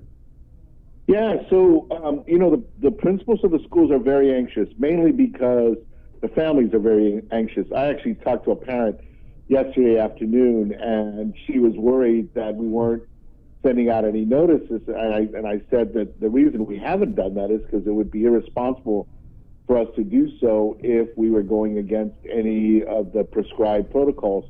So we've come up with a plan to maybe meet the expectations, the current expectations for gatherings that have to do with occupancy rates or, looking at the number of square feet we should have with a certain number of students. And so a couple of things are going on. First, I want to mention that planning for the school, for the opening of school, coincides with the funding from the education stabilization part of the CARES Act. And that's to get money for health and safety, which is our number one concern, social emotional learning, and enhancing distance education. So one of the thoughts is especially for the elementary schools, pre-K to 8, and that includes our nursery, kindergarten schools, to make sure that kids are in school all day, every day, or at least during regular school hours, but every day. And the way we're going to work on that, the plan right now is, the schools are preparing for it, to have 50% occupancy in the classroom, and then to find locations around the campus where we'll have enhanced distance learning opportunities. So One school's plan is to get camcorders, and the students who are not in the classroom could watch the teacher in class live streamed, or those kids who are not in class will be doing work that the teachers will assign, but then see their teacher the next day. So I want to just reiterate, safety is the primary concern. The continuity of teaching and learning, or at least to start it and then continue it. And then the third thing is to make sure that we continue to build community. And that's why we want to make sure that the kids will be in school, either in a classroom every day or could be a satellite location on campus, but they'll be in school every day and monitored by faculty and staff every day. That's our plan right now. And along with all of that, by the way, is all the precautions with weekly sanitization stuff and daily wipe downs and getting the thermometers. I forget what, the handheld thermometers, so we make sure that if kids have a fever that we don't have them at school, we take care of them. All of those things will be in place. Mm-hmm. All right, Doc. I'm sorry. Could you just go over that again? Your plans to reopening with 50% in the classroom, and then have distance learning capabilities outside of the classroom. So are you saying that students would be able to do distance learning from home? Because I know you said you wanted kids to be at school every day. Well, they could do it at home, but our strong feeling is that, especially for the elementary students up to the 8th grade. There are a couple of reasons why we want them in school. Number one is to help the parents out, because we don't want the parents having to worry about what the kids are going to do on the days they're not in class. And the second is we feel that if they're doing the distance learning in school, any kind of distance learning in school, that they're going to be supported by those who are going to be monitoring their work.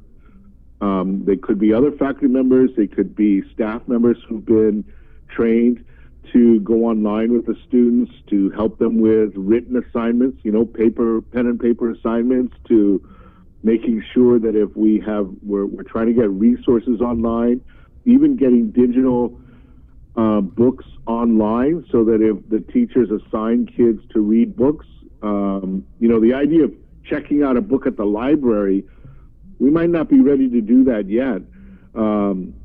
So what if the kids had access to digital books? The kids could still read high-interest books or do current events, age-appropriate current events.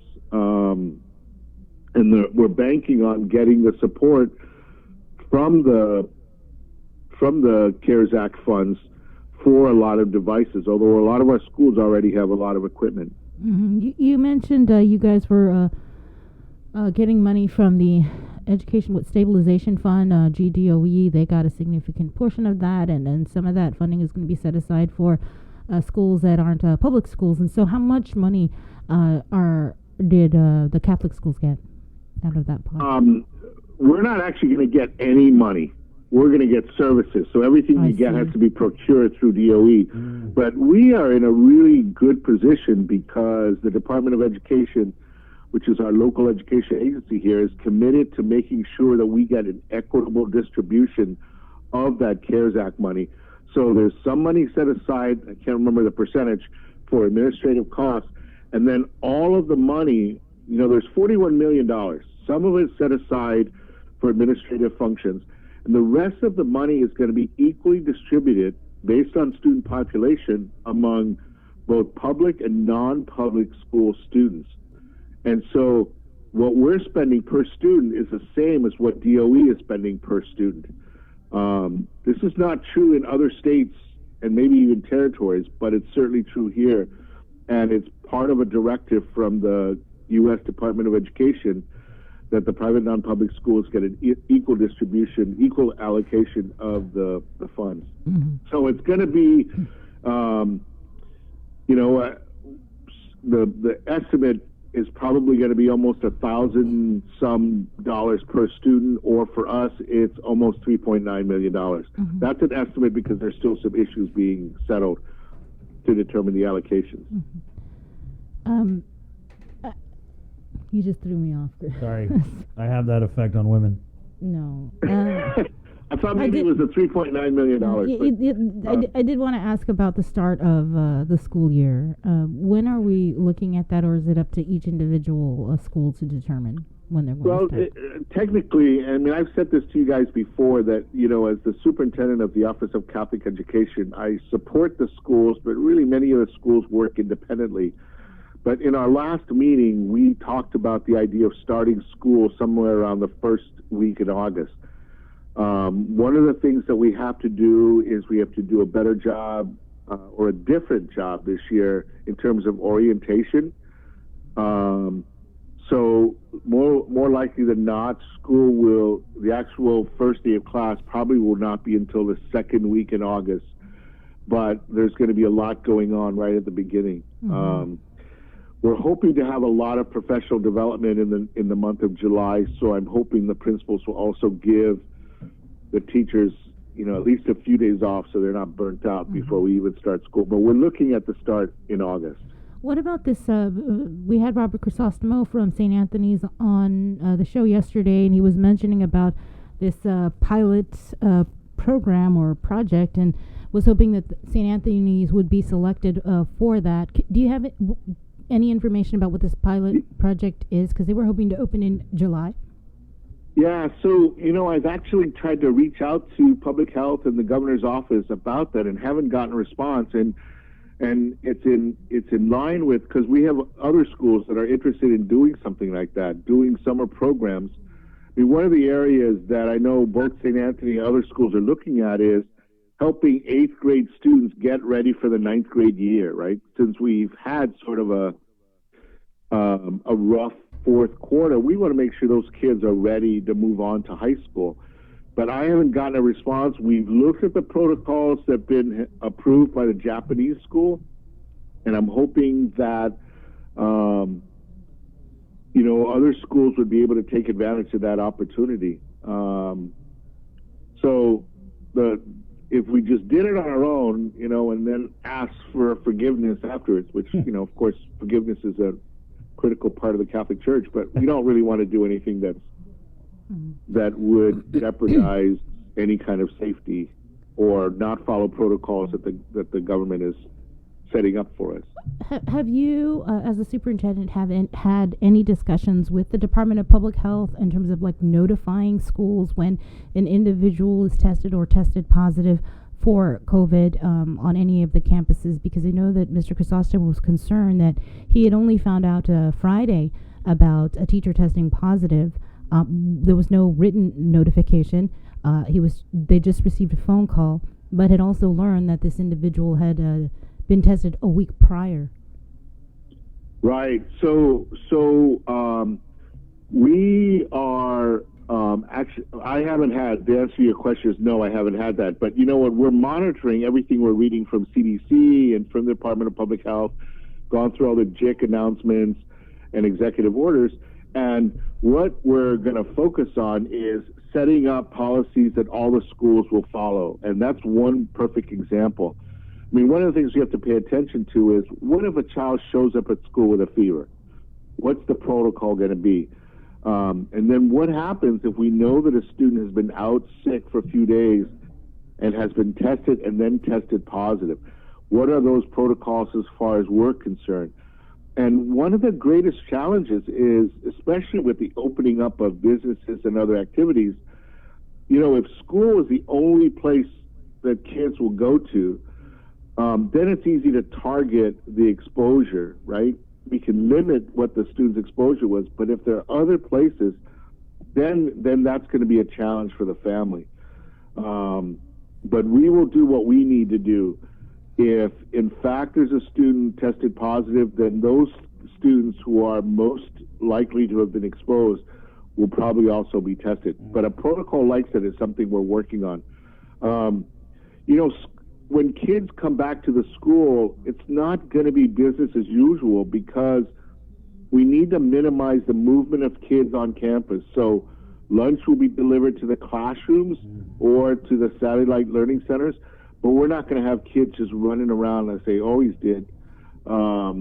or walking around as they always did, because again, we have to minimize their interactions. You know, COVID it's impacted schools financially, and I'm wondering, because I know that we spoke with you before, and I believe I asked you this question: do you seeing or anticipating any of the Catholic schools not reopening as a result of COVID? I don't see that right now. down, And one of the closing. things that is helping us right now is almost all the schools have received PPP loans, and they've used that for a couple reasons. One is to continue payroll through the summer and maybe even into the next school year because of the extension of the time for using up those funds.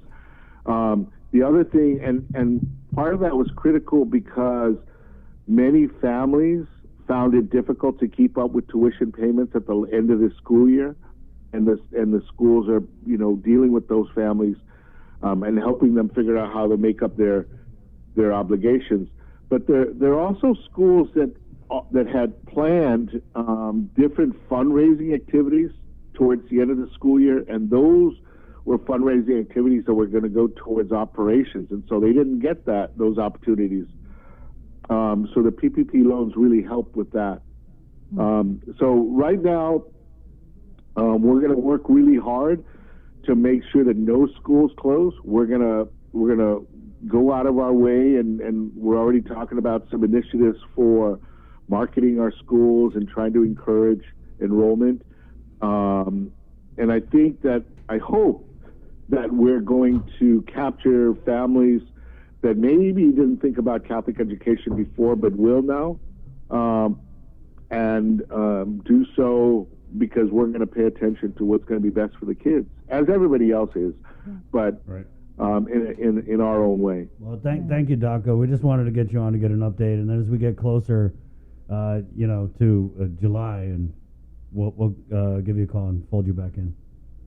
Great, thank you. Thanks, Mr. Thanks, Flores. Doc. Wash your hands. Okay. Okay, bye.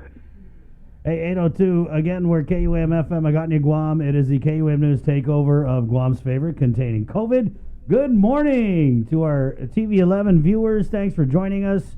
That was Dr. Juan Flores, the superintendent of the Catholic schools, talking about the reopening of the schools and the measures they're taking, and also touched a little bit on St. Anthony Catholic School. And as you guys saw the news, they had a teacher there that tested positive, and they'll be kind of piggybacking on the big community mass testing that's going on in Tamuning tomorrow from 9 to 12.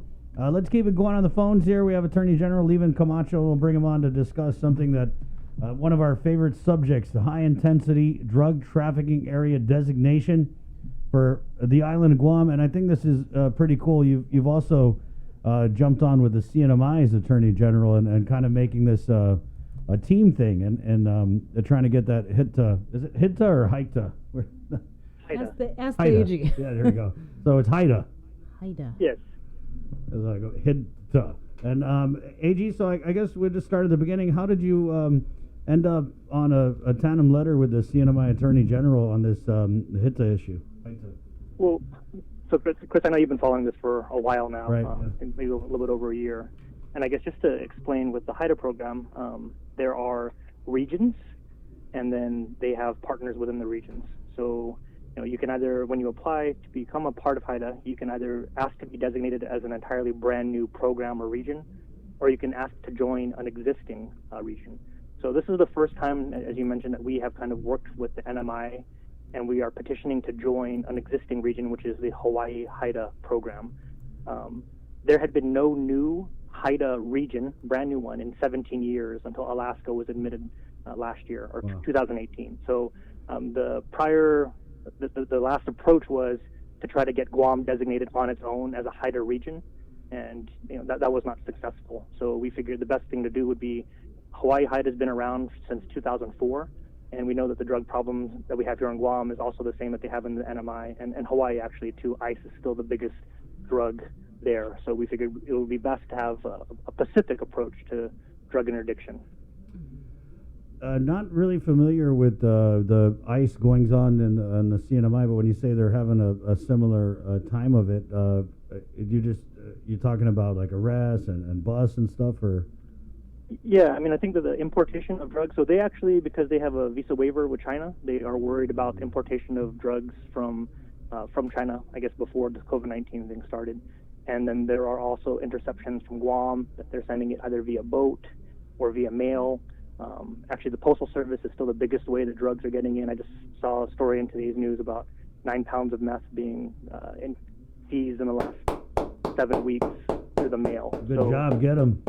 Yeah, I mean, it's you know, I mean, it's unfortunate we don't know how much is still getting through. We know the drug prices have dropped significantly, but anything that we can do to give our law enforcement more resources, more intelligence to kind of stop the drugs before they're coming in and to catch the guys who are doing it is going to be good for us. AG, you know, for the HIDTA designation, there's several criteria that include the area must be a significant center of illegal drug production, manufacturing, importation, distribution. Local law enforcement agencies have committed resources to respond to the drug trafficking problem, which indicates there's a determination to respond aggressively.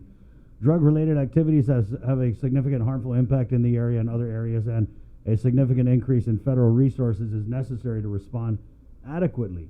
Now, knowing that's the criteria, I just have a hard time believing that they rejected our application. Can you kind of go into maybe what you can tell us about their thought process in rejecting? I don't really know. I know that the letter was pretty general, but I think it has something to do, Chris, with the fact that we tried to become a region on our own instead of joining an existing region. And as I mentioned, it's very difficult. And the state of Alaska is the first place to be admitted as a new region. So that's why we didn't think it would be successful if we tried to go this on our own. And the Office of National Drug Control Policy is the program or the agency that oversees this. And on the application page, it'll say most places are just trying to join existing regions. So that may have been a factor, that we weren't trying to join another region. We were trying to go it alone. So how does this work if we do get approved under Hawaii? How much money would Guam get? What sort of resources we get, and how is it split up within the region? So I think that Sabrina might be the real reason why we you know, it's all about resources and we want to get as much as we can. But at this point, it was, you know, $500 is more than we're getting currently for, you know, if we can get additional $500 more. But I think when we talk about resources, we have to think a little bit bigger.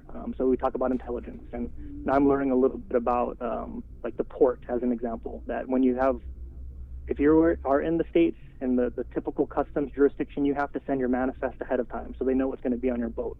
On Guam, we don't. We can do it after the fact. So there are boats that come in, we don't know what's on them, and then 3 days later they say, okay, here's all this cargo, and we haven't had an opportunity to potentially vet that. So with HIDTA, we may be able to access federal law enforcement information, so we're able to properly vet where these containers are coming from, who's sending them, and potentially identify bad actors before they get here, so that our law enforcement can do a deeper dive in trying to intercept drugs that are coming in that way. And is that kind of, AG, where you guys think a lot of meth is coming in? Because I had interviewed the customs chief, I think that was last year, and he had straight up, he was like, oh, it's coming in through the port.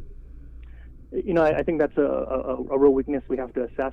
I know the airport customs is doing a great job. The canine unit, I know that they've added 2 more canines, but they're just Hawaii. So a year ago, I was in Hawaii, and I actually went and I met with the Hawaii HIDTA Executive Director, Gary Yabuda, and he's been very helpful throughout this process. And I'd say that's another key difference here, not only with the NMI, but getting Hawaii's full support and advice and guidance through this whole process. And, you know, he talked about that they don't have enough dogs in Hawaii to patrol the airport, to patrol the seaport. So you have to be targeted, but you also have to have a show of force and do things a little bit differently. So yeah. So on our end, the designation. Go ahead. I'm sorry, AG. On our end, it says here that there has to be an indication there's a determination to respond to drug trafficking problems aggressively. Do you think that on the Guam Police Department side that and I'm trying to get through this without mentioning Mandania, but, you know, do we need to kind of show the federal government that, yeah, we're taking this seriously, we have, you know, a task force or anything like that, just to kind of show the feds that we're trying? Because as it stands now, I mean, the only real, there's been a couple, but it just kind of seems like we're just catching people when we pull them over. So I'm just wondering, like, on paper, do we have to show the feds that, yeah, we're doing this? Because with Mandania, it was not just GPD. It was customs. I think there was even some federal agencies involved. But now Mandania is no longer Mandania. It's just GPD. And you mentioned something earlier about federal resources. And are we not seeing this partnership with the feds in fighting drugs on Guam?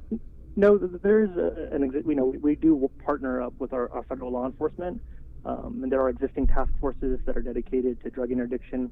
But this will formalize it, and it'll give us access. There's millions of dollars that are managed by the HIDTA program specifically, in addition to the resources that we're currently getting. Coast Guard, HSI, DEA, U.S. Postal Services. So that we have good working relationships with our federal partners, but this is just going to be we're leveling up, so to speak, those relationships. Right. AG, so, with, and I don't know if you think this is relevant, but with the compact impact funding, when we get this huge chunk, it ends up like Hawaii takes most of it, and then we get, a small amount. So I'm just thinking and unpacking what you had said, where Hawaii is a HIDTA designated area, but you just said they don't have enough dogs. So I'm just wondering, if we get folded in with them, are we just going to be getting kind of like the scraps of the deal, or is there any way to ensure that we're equal partners in it? I can tell you that the executive, again, Gary Yabuda, has been very excited, and he's already kind of, I'll give you an example. We filed a lawsuit last year about opioid manufacturing, and we're collecting data to get a glimpse of our opioid problem. We found out that we're averaging at least one overdose death per year, and they're having to treat overdoses regularly at GMH, right? So opioids, they're going to potentially look at ways outside of HIDTA with other federal programs to get additional resources to Guam to help with our opioid problem and to help build better stats. Hawaii also is going to be looking at helping with our Victim Services Center. So that there's going to be enough money to go around that we're going to improve our services. And again, it's just any additional resources we can bring to the islands for drug interdiction, for victim services, is going to be welcome in my mind. Right. What's the timeline on the request now that we've put it in? When do you anticipate a response? It's a rolling admission. So we're going to be reaching out to some of our local leaders and our federal law enforcement people here to get letters of support, just to supplement the petition that we filed. And once we get back any word, obviously we'll let you guys know. Mm-hmm. Was this something that you had to reach out to Hawaii and say, hey, is it all right that if we join under your region? Yeah, I mean, there had to be a little bit of bridge building, to be honest, with them. I mean, without getting into the details, but it was good that we, through someone who moved to Hawaii, they were able to put me in touch with Gary Yabuda, and then we kind of started talking about how we could do this the right way and get it done. At the end of the day, your petition. Right now, we just have a piece of paper, and until we get those resources. But the relationships really matter, and I can say that with the NMI. I've been in very close contact with General Manabusan, and we're trying to figure out how, from human trafficking to opioids to drug interdiction, on how we can work with the NMI and have a more unified Marianas approach to the problems that are similar. AG, that's good to hear. Kind of nearing the halfway point of your term here, and I just want to ask, with this HIDTA thing, now that you've kind of been in the office and got comfortable and had a look at the lay of the land. I don't know if I would say I'm comfortable. I know. Okay. It's been about a year and a half. But what do you make of the meth problem on Guam? Because I mean, this is not something maybe you regularly looked at before you were AG. I mean, I don't know if you did. But so what's your take on it? How bad is it? What's your message to the dealers? I think anytime we talk about the drug problem on Guam, it has to be the HIDTA and drug interdiction is one piece of the puzzle. Because HIDTA, if we stop the flow of drugs, that's not going to magically cure all the people who have substance abuse problems on the island. So when we talked about the treatment programs that we have here that are available, you have to have a multi-pronged approach to addressing the drug problem here. So you can't just put all your resources into stopping the flow of drugs into here and then not do anything for those who, like you mentioned, are being arrested every day with residue and pipes and that kind of stuff. So we do have to dedicate more resources to rehabilitation and to treatment and helping people with their abuse issues. But going after the big guys, I mean, we would need to stop these folks from bringing this into the island and give those who need help assistance. And that's the only way that we're going to truly tackle the problem. Mm-hmm. Are you guys working with any of those agencies that's tasked with the responsibility of rehabilitation and recovery? Because I think there's only like two. There's the Behavioral Health and Wellness Center, and then you have the Salvation Army's Lighthouse Recovery Center. And I what we're really hoping for, Sabrina, is all this litigation that we're part of. We want to make sure that any proceeds from settlement or cases that we get are going to be put back into dealing with abuse issues. So if it's opioid abuse, you're going to have, you mentioned Guam Behavioral Health. They need more money. They need more resources, right? So any dollar that we can get to help augment those types of services, that's what we're interested in. So we're hoping that some of that money starts coming back soon. And we can start putting it into those types of areas. Mm-hmm. Is this the first time that you guys have joined forces with the CNMI? That's my understanding. This is actually the first time we've done it at this level, and then not only with the CNMI but Hawaii, that we kind of are all working together. And it's we've been on calls for, as I mentioned, this has been in talks for over a year now, and we got a window to submit our application or our petition. And we worked pretty quickly with the folks in Hawaii, and the NMI. General Manabus and his team have been really great and gracious throughout all this. We had to rework our petition a bit. But we'll provide you guys a copy. I mean, you look at, as an example, the residential drug treatment program at DOC. They only have space for 19 inmates, and there's like 100 people that are eligible for it that are waiting to get in. So, yeah. Well, I like that you guys are working with the CNMI Attorney General, and it sounds like you're not just doing it for Piggy and blueberry cream cheese. I sent him some Nancy drizzle because he's always sending stuff here. So I'm not sure if I'm allowed to plug. I didn't mention where I bought it from. But he always asked for Tabasco when I would see him out. So I said, I got something better than Tabasco that I'll give you. We got Chamorro Tabasco. Well, AG, thanks for calling in. This is a subject. I mean, I followed it a long time. Mm-hmm. We got a major problem when the price of a gram of ice is, God, it's almost cheaper than weed. You know what I mean? It's flooded. It's crazy. So thanks. And if you could, just keep us posted on this. Absolutely, Chris. Okay, thank you. Wash your hands, AG. All right. Okay. Thank you. I will. All right. 8:18. Good morning on you. We're going to take a really short break, and then we've got, I'm going to get Dave Della Sola from Department of Labor to come on and give an interview here as the various satellite centers for processing the PUA and FPUC applications have been open since Monday. So we want to kind of catch up with him and find out where we are at in all of that. It's 8:17. Again, it's the KUAM News Takeover, Guam's favorite, containing COVID. Good morning. Keeping you informed, KUAM News brings you Banking 671, brought to you by the Bank of Guam, the People's Bank, and Coast 360 Federal Credit Union. Together, we thrive. KUAM News COVID-19 Takeover on I-94 FM is presented locally by Ambrose Inc.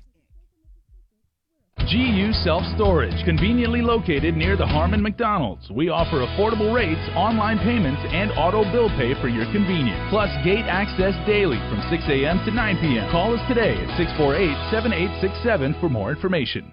With the new challenges we're all facing, First Hawaiian Bank wants to make sure you have access to your financial world. With FHB Online and our mobile app, we hope to make banking the least of your worries. Visit fhb.com/digital. We hope that you and your loved ones are safe and healthy during the COVID-19 pandemic. It has been a challenging time for all, but now, more than ever, our cancer patients and caregivers need us. Although we are apart, we stand united in the fight against cancer. The American Cancer Society Guam is excited to announce our first virtual Relay for Life. Join us on Saturday, June 27th at 6:30 p.m. on KUAM TV 8, as well as on I-94 FM and streaming on KUAM News digital platforms. Cancer does not stop, and neither can we. On June 27th, let's celebrate together and fight cancer. Visit relayforlife.org/GuamGU to find out how you can participate in the 2020 virtual Relay for Life Guam.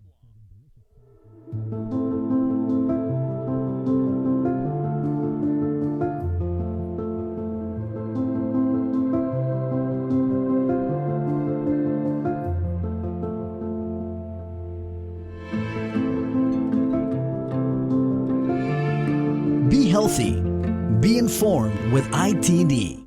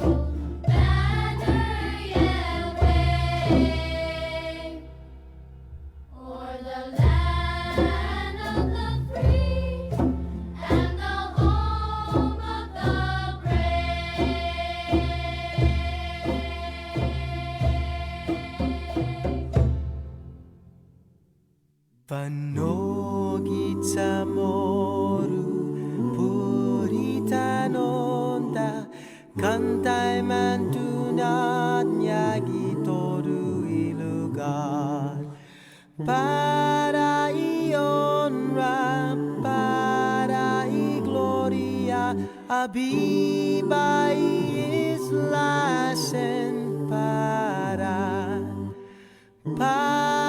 ion ra para I gloria Abiba islasen para Gitodui tempui pas para ita dan gini langit na bendisyon Contrai peligro na fansafuham Deus protege Islandwong Contrai peligro na fansafuham Deus protege Islandwong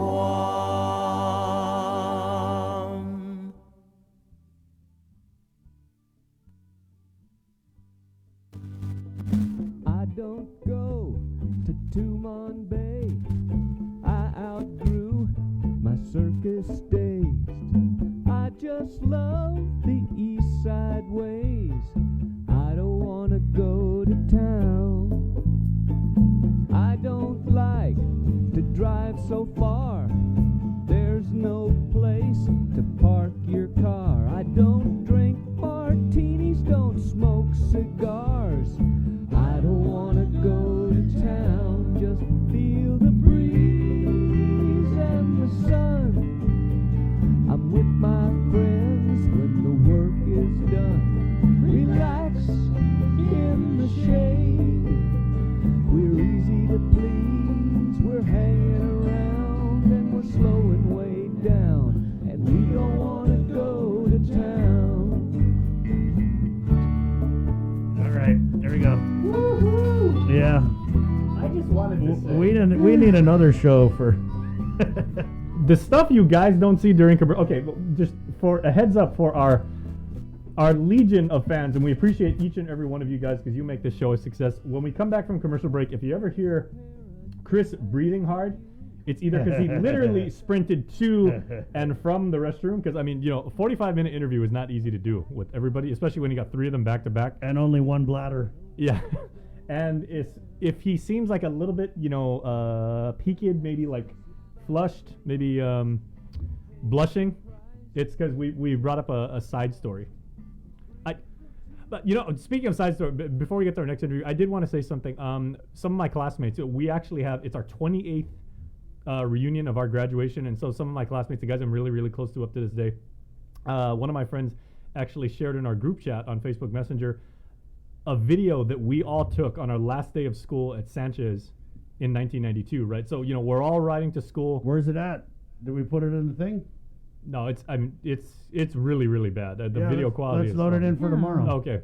But I was watching it, and you know, I haven't watched that film that we made. You know, we're all riding in the back of my friend's truck. We go there. You know, the other the freshmen, sophomores, and juniors they all wave and welcome us, and then my senior class had 202, and we all got together in the library at Sanchez, which if you've ever been up to Sanchez, is not a big facility, but it's got this nice ramp going into the library, and we packed in there shoulder to shoulder, and you know, some of the guys who were like, you know, too cool to care like all day, and they're like, oh yeah, last day, you know, you guys, they were the ones who were weeping the most. The girls had to console them, but I could only really watch like the first 2 or 3 minutes of that thing, because I was like, you know, we've been talking on the show about like how the grad and go, you know, we've had 7 of them, and they've all been successful, and the kids really, really appreciate it. I was like, man, those are some memories, man. Well, we need the video. Yeah. Yeah, there's. I'll tell you what. You can't be talking about all Jay, that without no video. I got a lot of hair. Let's put it that way. No, you share your video, and then I'll get some old pictures of me, and we'll call it even. Okay. Yeah, but it was. I was just like. You guys want to see rocker Jason Solis? Oh boy. Yeah. That's in our generation. Like, your music defined you. Okay. Right? You had rockers. You had that guy's new wave. Okay, what are all the hairstyles you Okay, guys have Jay, been we don't through? have time for this. Oh, okay, Sorry, man. Okay. Okay, because I did the mullet. Okay. Bye, Thank Jason. you. Yeah, I don't know. That just says like, we need to get you sponsored, bro. Tangent, brought to you by. It's 8:28. Let's get Dave from Department of Labor on to do a little catch up date. Good morning, Dave. Good morning, Chris. Good morning, Sabrina. Good morning. So I guess this we'll start with you guys opened your satellite processing centers on Monday. How's that been going for you guys? I think everything has been going very well. I'm quite pleased with everything. Between the libraries that we've been moving around to, and then the GCC, we also opened up there for in-person processing. That's going smoothly. We're getting all these new claimants that either don't have internet or are not capable in and processed. Like I said, all we need from them is they have to have an email address, their docs, and have to be new claimants. And you call in for an appointment, and we'll set you up and get you in and get you processed. Dave, let's say I call in for an appointment today. How backed up or how far ahead would my appointment be? That's a good question. It depends. They haven't been too far ahead. I mean, it's not too bad. It's not as bad as I thought it would be. So I like to say that we can get you fairly quickly. Mm-hmm. So and also the satellite sites are always available. So today we're in Maritza, and then tomorrow we'll be in Jotnia. So you can make appointments for those places, and we just keep going around to the 5 sites that are scattered through the island: Maritza, Jotnia, then Agate, Derido, Hagatnia, and then we go back up and start again. Mm-hmm. So how many, can you give us an update on how many applications have been filed? Sure. We have 18,297 applications that have been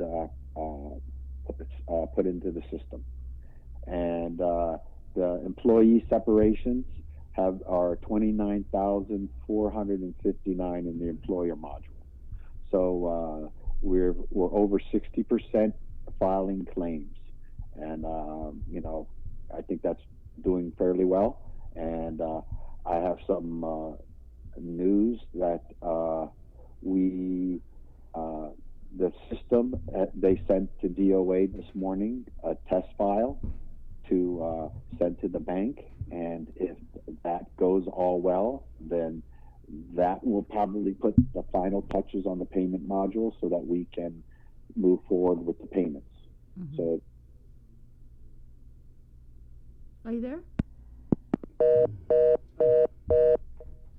Let's try and get him back on. Yeah. So he said 18,296 applications in the system, 29,459 employees separation module. Kind of need him to clarify what that exactly means. Is that him? Okay. Dave. Yeah, can you just, sorry, I got lost there for a minute. I don't know where I left that. Can you just explain the 18,000 applications in the system and what's the 29,000 employee separation module? Sure. Are those applications or what is that? Okay, the 29,000 is remember the very beginning, the employer modules, where the employers have to register their company and put in their employee information of the separations or reduced hours. So that's where the 29,000, close to 30,000 is. And the 18,000 plus is the number of claims that have been put into the software, people that are actually filing. Out of the 18,000, how many have errors? Okay, that's a good question. I was waiting for that. So our staff has been working very hard, and as I have been saying, we were able to clear over 9,200 unresolved issue claims. So we're down to below 5% of claims that have issues. That's around 1,000. So we've managed to clean a lot of those issues that were fairly minor and that were just answering incorrectly and things like that. So we're ready to batch a very large amount of files and get those payments out as soon as we get the thumbs up, hopefully today, however long that test file it takes from the bank. And if that runs clean, then that means that all the fields, everything that is set up for EFTs is cleared to go. Okay. Again, so the 9,200 that has been cleared are the ones that are just they've been vetted, they've been approved. We're just waiting for to pull the trigger on the payment, right? The dispersal of checks and electronic transfers. Yeah, we are vetting continuously. We're finding about 1% of the total claims have suspected issues. And we don't want to say what they could be. It could just be mistakes by the claimants. I was just going to ask fraud. Dave, what's it the could most be a number of things. What's the most common mistake that people are I don't want to say mistake. Let's say that some people mysteriously have more than one claim. I see. And with the dollar amounts that we're looking at for this first payment that we are trying to go through, and I want the public to know, those who made good claims and everything, no problems. Those who have made fraudulent claims, we are going through, we're vetting, and we are looking at. We are putting additional fraud measures into the system on the back end that will also catch some of these duplicates, and we're pulling them out and flagging them. So it's not going to hold up those who have put in good claims. We also, I want to thank you guys that we released a fraud hotline and email address, that PUA, PUA.fraud@dol.guam.gov. If you suspect any fraudulent claims or any kind of tips, please email us on that, and so that we can take a look at those possibilities. So things are running very quickly. We're very close to the end. I'm hoping by today, if the test runs well, that we are going to be able to close phase 3 and move right into processing payments. So I see the light. I can start touching it, and we removed all these heavy, large amount of unresolved issue claims. So that released 9,200 claims. So we're at over 60%. Things are running smooth. So I do want to say we're probably the next 40% are the ones that are the more the people that have more issues. A lot of the people I go out there and and I talk to, I put in claims, and they said the process was somewhat tough to understand, and you have to really pay attention, but they got through it and they put in good claims. So we're starting to do the hard claims. We're starting to go in and just take care of the people that who have issues and probably have some user errors in it. So I'm feeling much better as far as this tidal wave of a project. I'm starting to breathe a little bit, but of course, when that money gets out is when I will really be happy. And it's going to be a huge amount of money that's going to hit out there at the beginning. So I'm looking forward to seeing that very short, as long as this test case comes out well. Okay, say that the test case goes well today. How many checks, how many applications are ready to go to be processed for payment? And how soon? There's going to be a break. Let me give you a range. I feel comfortable without, having everything run and looked at that we're probably going to see 15,000 plus because, as I told you, we have around 1,000 unresolved issue claims. We're probably going to have about another 1% plus about that are suspect that we're going to put holds on. We're running through these, so 15,000 plus. 1.5? Fairly confident. 15,000 plus. So, we're looking in the hundreds of millions of dollars going out in one crack. Dave, what is like the average, or can you give us some of the check amounts? Because I remember when you'd called us a few weeks ago, you said that we're going to be looking at some people, because it's going to be retro, they're going to be getting $8,000-$9,000 checks. Is that still accurate? So there's going to be about, I give you a range of around $7,000 to $12,000. And then what can you... that's why,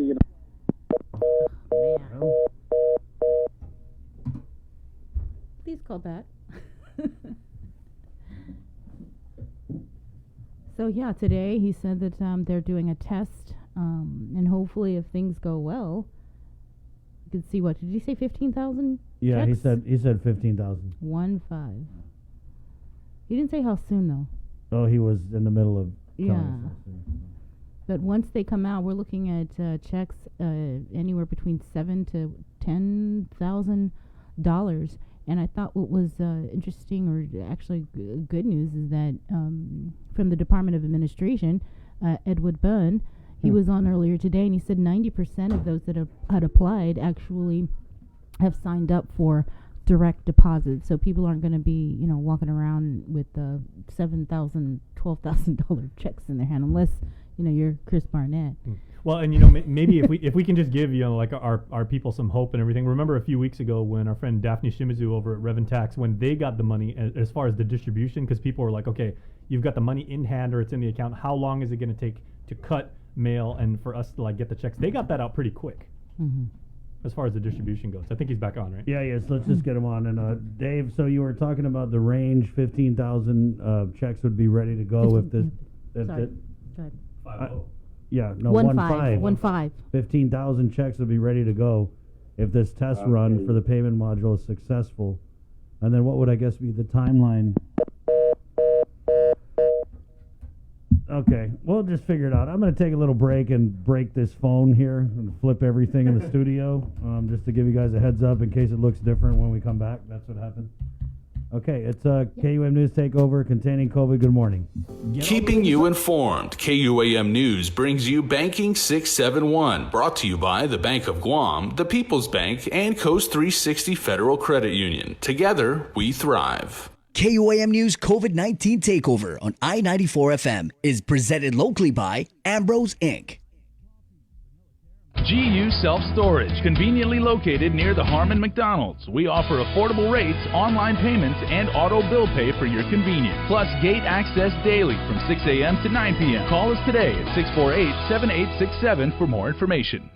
With the new challenges we're all facing, First Hawaiian Bank wants to make sure you have access to your financial world. With FHB Online and our mobile app, we hope to make banking the least of your worries. Visit fhb.com/digital. We hope that you and your loved ones are safe and healthy during the COVID-19 pandemic. It has been a challenging time for all, but now, more than ever, our cancer patients and caregivers need us. Although we are apart, we stand united in the fight against cancer. The American Cancer Society Guam is excited to announce our first virtual Relay for Life. Join us on Saturday, June 27th at 6:30 p.m. on KUAM TV8, as well as on I-94 FM and streaming on KUAM News digital platforms. Cancer does not stop, and neither can we. On June 27th, let's celebrate together and fight cancer. Visit relayforlife.org/GuamGU to find out. To be received 2 days prior, but no later than noon tomorrow standard time on the day of the birthday on weekdays, and noon on Friday if a weekend birthday. See KUAM.com for additional regulations. The Birthday Club is presented by KUAM and Cold Stone Creamery and Yogurt Dessert Bar. I gotta read this comment here. Shamarita. So sad. Every time the question is interesting, the phone hangs up. No comment, then gets disconnected. All right, Dave, let's try this again. And I said gold nuggets of secret information, and it was off the air. That was it. Can't Yeah, repeat those things. that's the code word.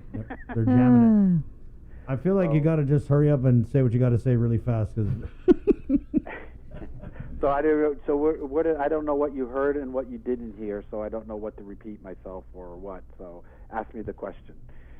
So you had said that with the payment module is there's a successful test run that you would be looking at processing 15,000 checks, and then we had then come back and said what would the timeline on that be. But then I think Bree had a question about you said that you would be able to process 15,000, but you told us that there were only 9,000 cleanups. No, we had about 9,000. We had almost 10,000 unresolved issue claims. Okay. Just a couple days ago, and so we managed to clear 9,200 of those nearly 10,000 unresolved issues. We cleared them out, so that those are all clean claims now. And now what we're doing, we're just vetting through, looking for possible fraud stuff while the test case gets done today, and hopefully we'll know what the results are. And if everything comes out positive with the results, then we're ready to start the batch a file up for payments. Okay, and then how long would it take to batch it? Batch it, and we see checks. The batching is done very quickly. The only part that is the unknown is once we send that file over to DOA, they have to go through the payment management system and draw down the funds that have been given to us. So they need to draw it down so that the bank has it, so that they can then process the EFTs and checks. That might take a day, maybe two at the most, depending. It could be faster. That's something that I really don't have any experience on.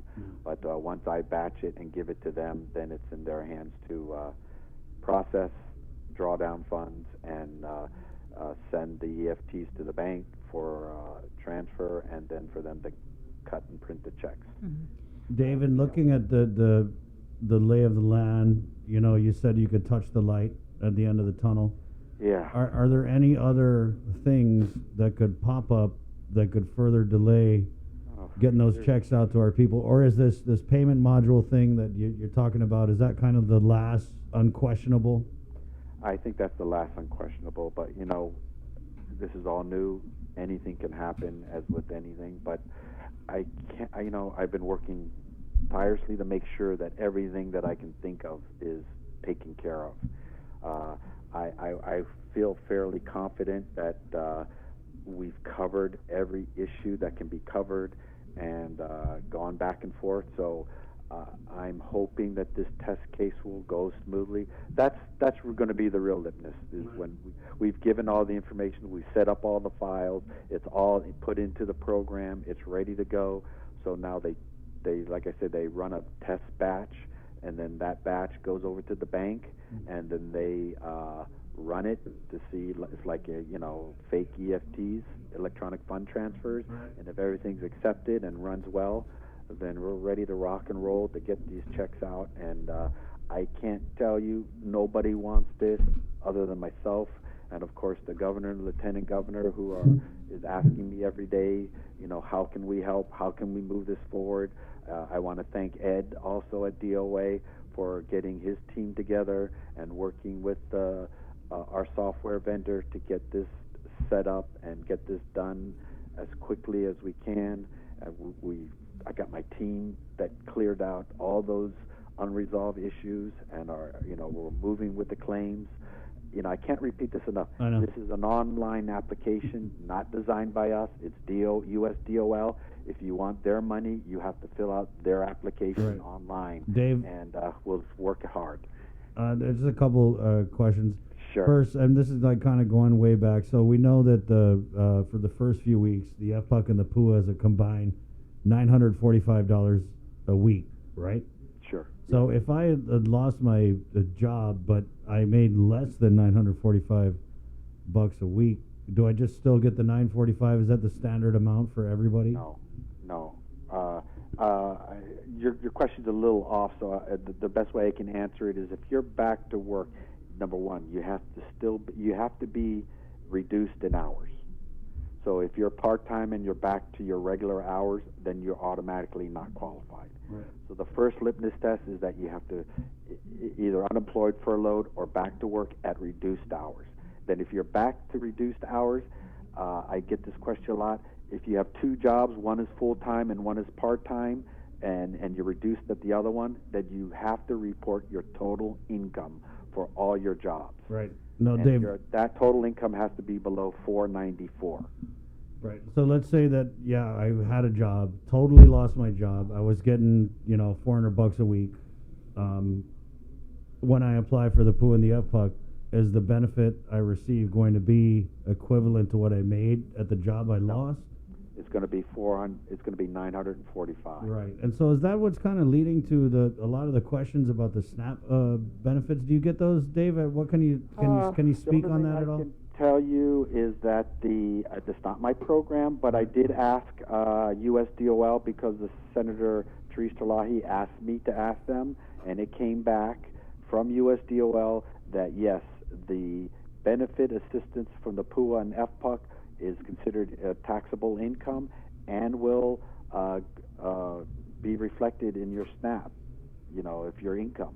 So if you go over the income threshold because maybe you and your wife are both getting this money, then you may go above the threshold during the time that you're getting my program. Right. And then as soon as you are finished with this program, you may be re-eligible to reapply and restart. Right. So that is what I was told by USDOL, and that's all I can do is repeat it. Not being my program, I don't like to speak about that, but it is considered taxable income. Right. Both Yeah. the FPUC and the PUA. Right. And it is. So if you're making that much money and you go above the levels, the eligibility, then you're not qualified.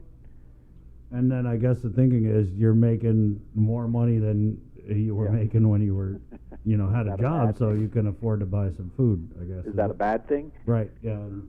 And then if you're, like I said... Dave, I know some people who didn't lose their job that kind of wish they did because they want to get $945 a week. I mean... Well, it's like $1,900 paycheck. But it's not going to last forever. Right, yeah. Not going to last forever. So be thankful that you got your job and that you're continuing to work. Amen. And if you get called back, then go back and go to work. So there's going to be a lot of unfortunate people that are just going to be unemployed after this program. Yeah, Dave, we haven't even really begun to look beyond. I mean, we're still like in it, right? We're still in this, so we don't have the perspective. Yeah, it's crazy. My job is just going to move from this program to the DW. It's just unbelievable amount of work. Yeah. All right, for Dave. Our agency. Yeah. But thank you guys. I appreciate the time. What time are you doing the test run? It's at DOA now. They just need to take that file and take it over to the bank, as far as I know, and let them process it. So it's in their hands. Yeah, shoot me a text when the run is over and let me know how it went so we can talk about it. I will do that. Thanks, Dave. Thanks, Dave. Wash your hands. Thank you, Sabri. All right, take care. Okay, bye. Take care. All right. Well, the phone gods answered our prayer. The phone gods. It's 8:52. We'll take a break and come back with more of Containing COVID. And we're coming back with, we had the AG on earlier. Unfortunately, we weren't able to ask him about the latest lawsuit that was filed against his office by Attorney Tom Fisher. But we are going to talk with Attorney Fisher in just a few and find out what we did try to get, just so people know that we did try to get the AG yesterday, but they hadn't received the lawsuit. And then I also had messaged the PIO Mm-hmm. Carlina, and she said, we didn't get served on it, but we wanted to do the HITA call anyway. Yeah. And so they just weren't comfortable talking about how they were getting sued without having seen anything and whatever. So it's 8:53. Good morning, Guam. We hope that you and your Keeping you informed, KUAM News brings you Banking 671, brought to you by the Bank of Guam, the People's Bank, and Coast 360 Federal Credit Union. Together, we thrive. KUAM News COVID-19 Takeover on I-94 FM is presented locally by Ambrose Inc. GU Self-Storage, conveniently located near the Harmon McDonald's. We offer affordable rates, online payments, and auto bill pay for your convenience. Plus gate access daily from 6 a.m. to 9 p.m. Call us today at 648-7867 for more information. With the new challenges we're all facing, First Hawaiian Bank wants to make sure you have access to your financial world. With FHB Online and our mobile app, we hope to make banking the least of your worries. Visit fhb.com/digital. We hope that you and your loved ones are safe and healthy during the COVID-19 pandemic. It has been a challenging time for all, but now, more than ever, our cancer patients and caregivers need us. Although we are apart, we stand united in the fight against cancer. The American Cancer Society Guam is excited to announce our first virtual Relay for Life. Join us on Saturday, June 27th at 6:30 p.m. on KUAM TV 8, as well as on I-94 FM and streaming on KUAM News digital platforms. Cancer does not stop, and neither can we. On June 27th, let's celebrate together and fight cancer. Visit relayforlife.org/GuamGU to find out how you can participate in the 2020 virtual Relay for Life Guam.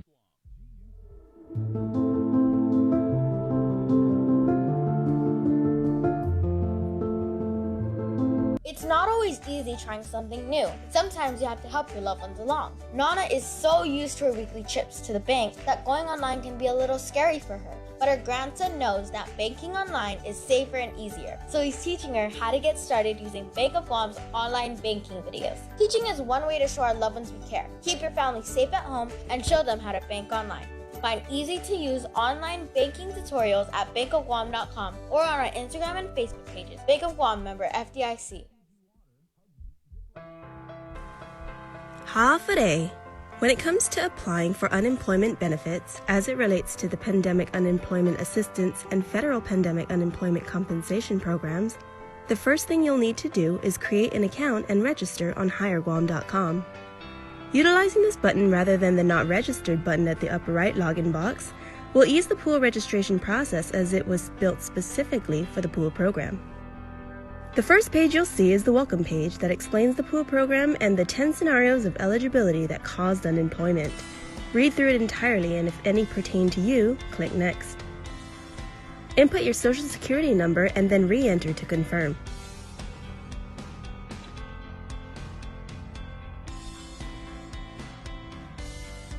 Notice at the top of the page, the eligibility section is completed and the registration process begins.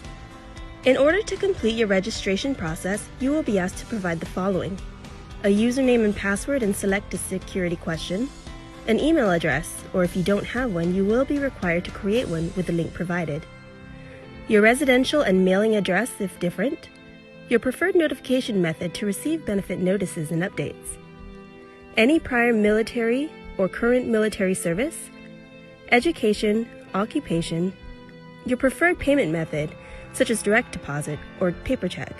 Now, if you opt for direct deposit, you will need to supply your bank account and routing number. And since these benefits are taxable, whether or not you would like your taxes withheld. When you see the page notifying you to proceed to make your PUA claim, you have completed the registration process and may continue to the work history portion of the claims process. Input your last employer data, job title, and employment information. When the system prompts you to enter your last day worked, make sure you enter the date in which your employment status was directly affected by COVID-19. For example, if you were furloughed on April 1st, 2020, but have since returned to work, you will enter April 1st and not yesterday.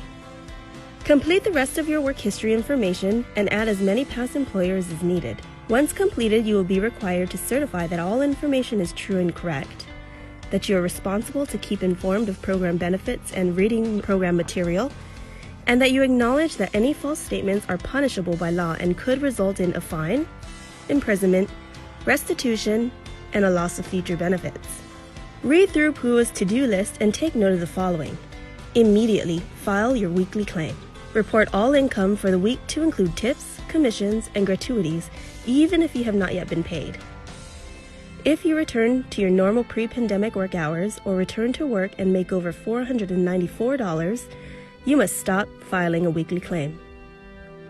You must be able and available for work. If you are offered your job back and refuse for a non-COVID related reason, you are no longer eligible to receive pool benefits. And at PCOR 3, you must look for work by contacting at least 3 different employers about job openings. Be sure to upload a valid government-issued ID and supporting documents to strengthen your claim. Congratulations! You have completed the PUA claim filing process. It's time to file your weekly claim. Click on the File Your Weekly Claim button to proceed. Read through the explanation of the weekly certification process and advisories before proceeding. Notice that the weekly certification process begins the week in which you claimed as your last day of work. Answer each page honestly and input additional information as required.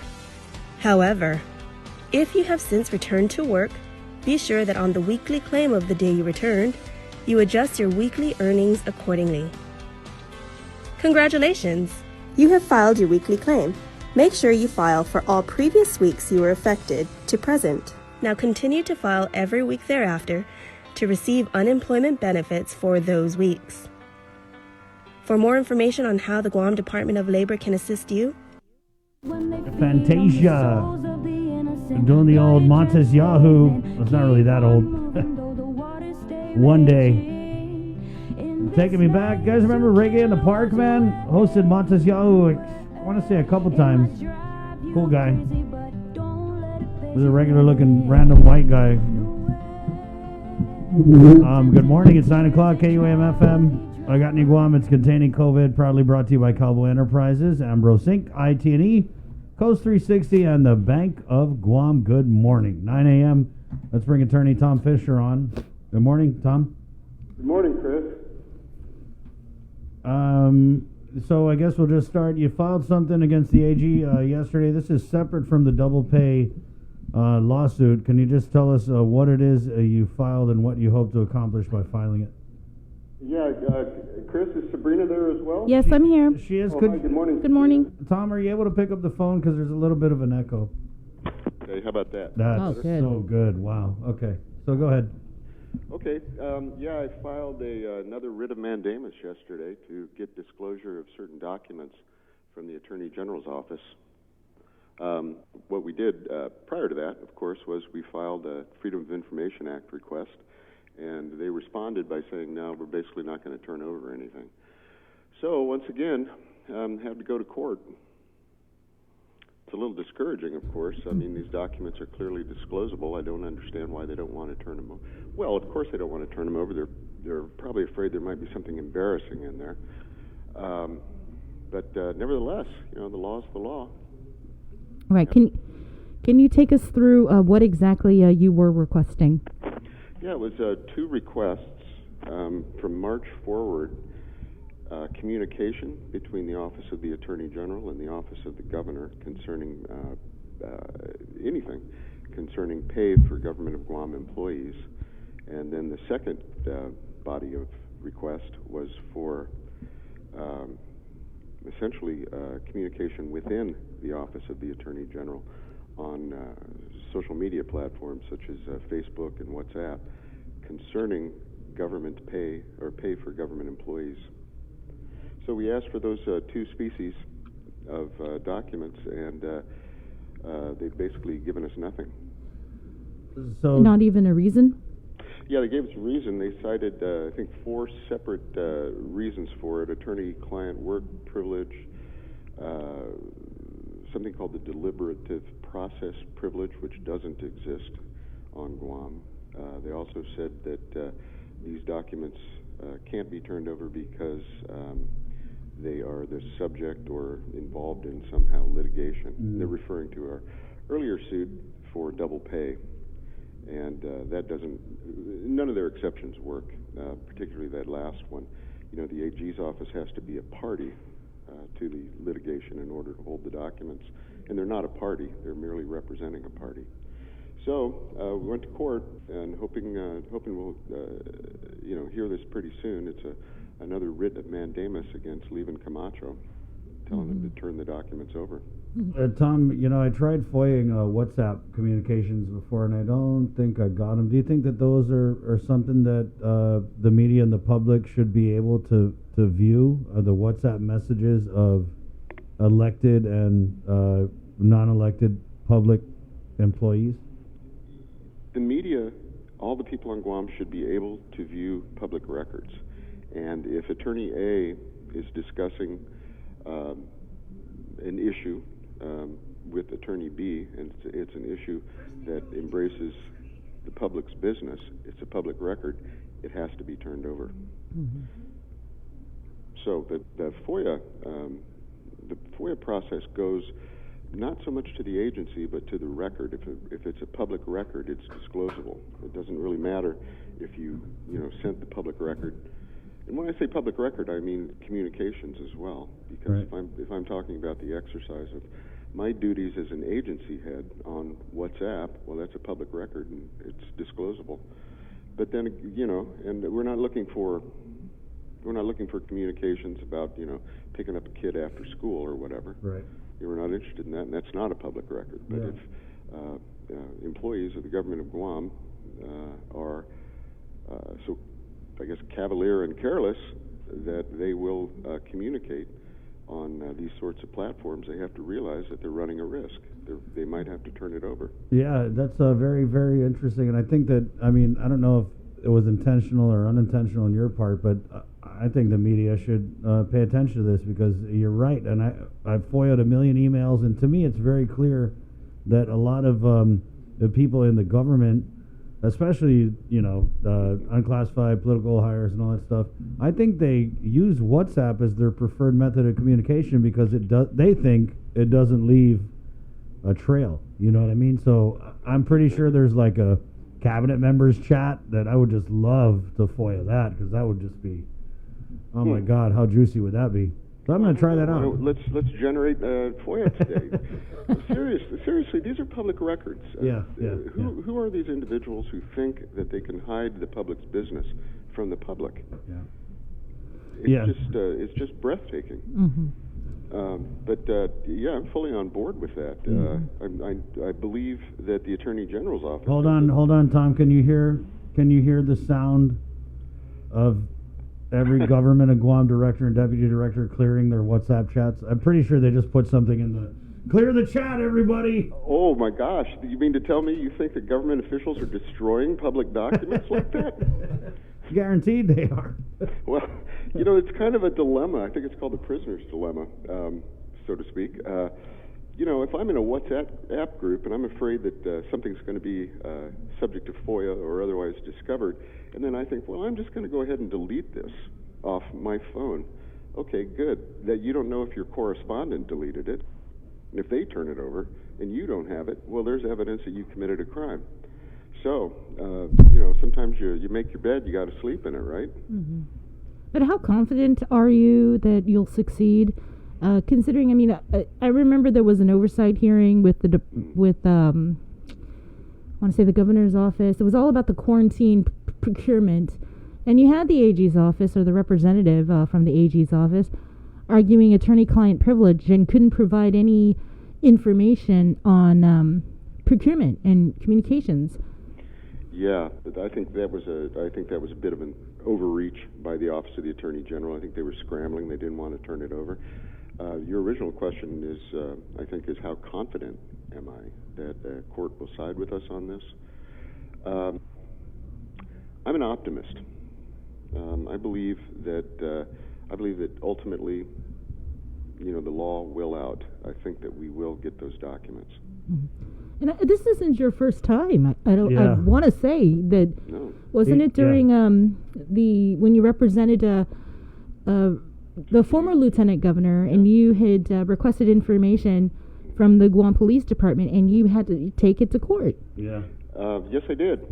Had to take it to court, and we prevailed there, and we got them ordered to disclose certain documents. I was kind of disappointed with the outcome in that, though, because one of the things we were looking for was the use of force protocol. You know, I want to see when GPD thinks it's appropriate to smack me in the head with a baton, and their response was, no, we can't turn it over because it might, I don't know, impede the progress of certain investigations or something like that, which, you know, I felt at the time was nonsensical, but we had other fish to fry, of course. And particularly considering the atmosphere in the last 3 months, I would like to see the use of force protocol. Yeah, it's definitely relevant now. Yeah, I wonder if the Attorney General is going to request that and perhaps disclose that to all of us. That seems clearly within his wheelhouse, you know. Let's see it. Let's have a discussion.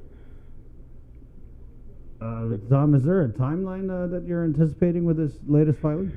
There's no firm timeline. It's writs of mandamus are kind of put at the head of the line. Okay. And of course, the courthouse right now is in flux because of the COVID thing. So there's no firm timeline. But my experience with these FOIA requests is they're heard pretty quickly. I did one for years ago. Did one for then Senator Dennis Rodriguez, and did one for Ken Leon Guerrero recently. One for myself, and then this one. Yeah, they're, like I say, they're generally put at the head of the line, but I don't have a date or a day for you. Can we get any? I mean, there isn't an update with your double pay appeal to the Supreme Court, right? Yeah, we haven't heard back from the Supreme Court. Typically what happens is you file your notice of appeal, and then the Supreme Court says we're going to dismiss your appeal unless you file the following 3 documents. And, of course, we'll do that, and then we're probably going to ask for an expedited briefing schedule.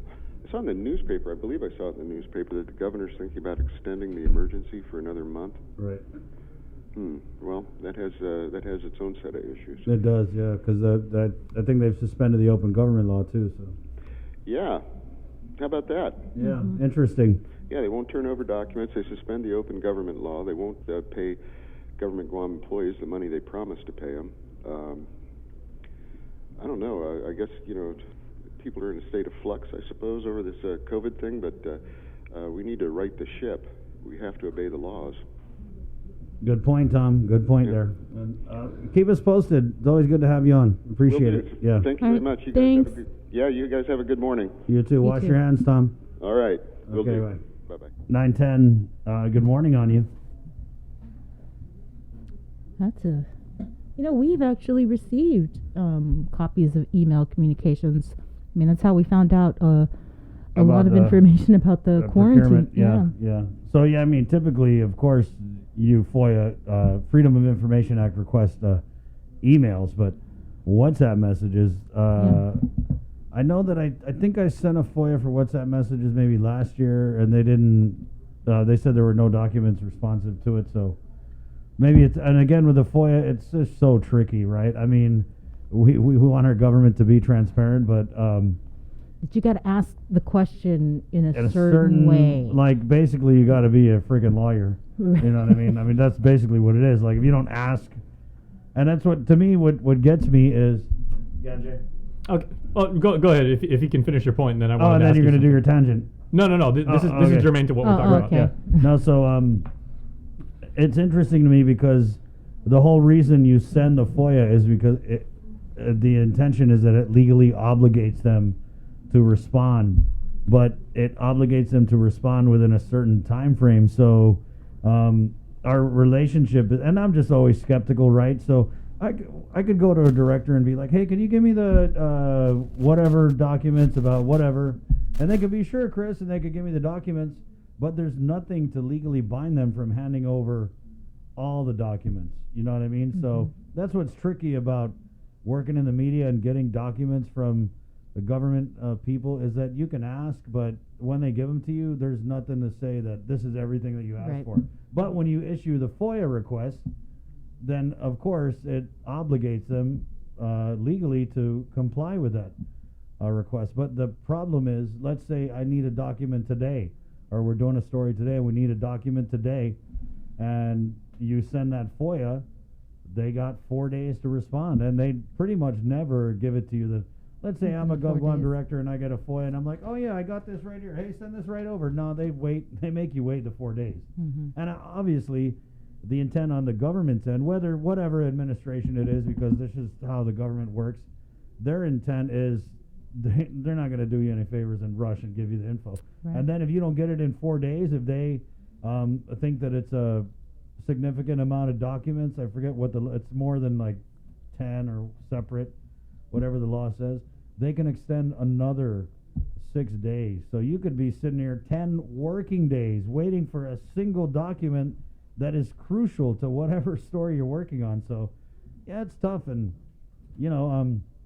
the COVID, we've really seen, like, we were kind of the only media that was sending FOIAs the last few years, but now because of the COVID and the accessibility or lack of it that media was having, we've seen 1 million FOIA requests from all of our colleagues in media. And what the governor did as part of the transparency initiatives was she basically ordered that anytime a media FOIA something, they put it up on the Attorney General's website. So I don't know if you guys know that, but you can go to the Attorney General's website. There's a tab there that's COVID-19 FOIAs, I believe, and you can click on that. And anything that we ask for, you guys can go on and read. So you can go on there and you could read emails from, the governor's legal counsel, any FOIAs that we had sent. You could look at hiring documents. You could look at anything. So I think that's... Have you gone through it recently?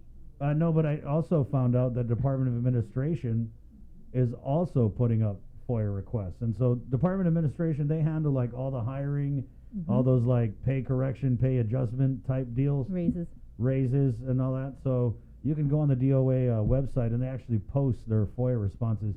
So it's funny, I was just trying to FOIA something last week and they were like, oh yeah, the so-and-so FOIA that. It's on the website. Like, oh, okay. So that's one way. And yeah, the information is out there. And this is information that normally you guys wouldn't, be able to look at. I mean, we get to look at it because we're asking for it and, under this law, which you guys can do too. Yeah, anybody in the public can send a FOIA. Right. And that was going to be my question to you, because I was going to say, let's take a step back, because the thing you're talking about doing, right, is making a Freedom of Information Act request is probably something that 99% of the people listening, watching right now will never do. I mean, they'll be interested in the result.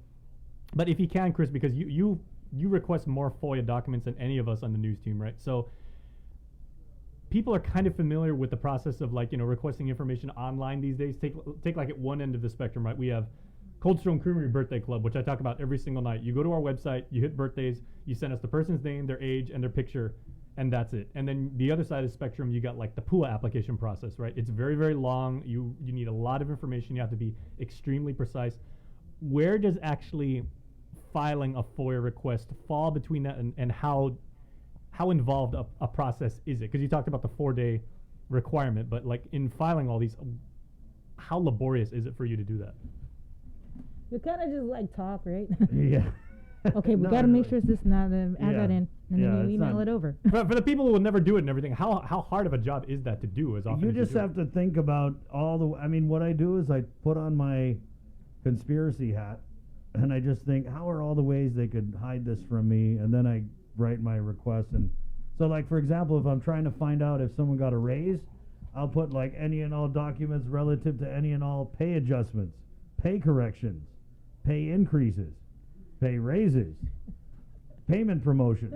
I'll think of like anything, because all adjectives. Is it like doing that's what you got to do, Jay, because you can't just say raise. So it's kind of like doing like a grant application, right? Because the language is very specific, and if you get any one word wrong, you're screwed. Yeah, that's it. Okay. Sure. So what I do is I put a lot of extra words in there, and maybe it's almost like and it's a bad analogy. You go to war and you're just like, I'm gonna hit something, damn it. You have to anticipate ways that they're going to block. So you have to be more. You have to be more of a sniper, not infantry. You're saying. Which is kind of no. I think you gotta spray those bullets. Okay, what could they call a raise? Because traditionally a raise was called a raise, but then if you remember last year when I did that interview with the governor's communications director, Janela Carrera, she had called it a pay correction, which I'd never heard a raise. And then they had also talking about for the guard. Right? So they had hired some people, and I guess what they said was like, oh, they were supposed to be hired at $60,000, but we were only paying them $50,000, so we corrected their pay by $10,000. And then there was another thing where someone else had got a raise, and they didn't call it a raise. They called it a pay adjustment.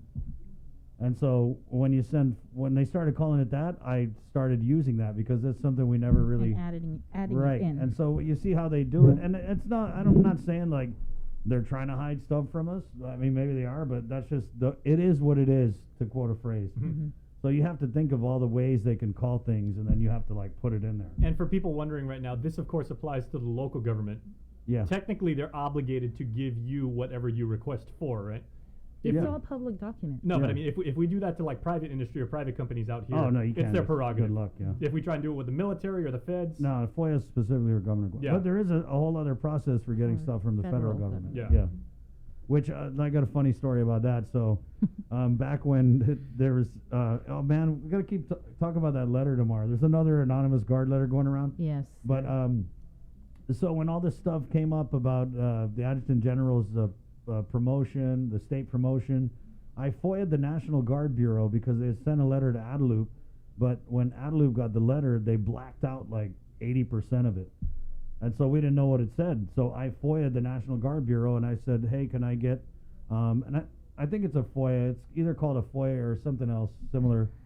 So I said, hey, can I get any and all communications from National Guard Bureau General Joseph Lengyel to the governor of Guam? Because I knew there's probably like 5, 6 letters, whatever, right? So they actually responded. This is the National Guard Bureau.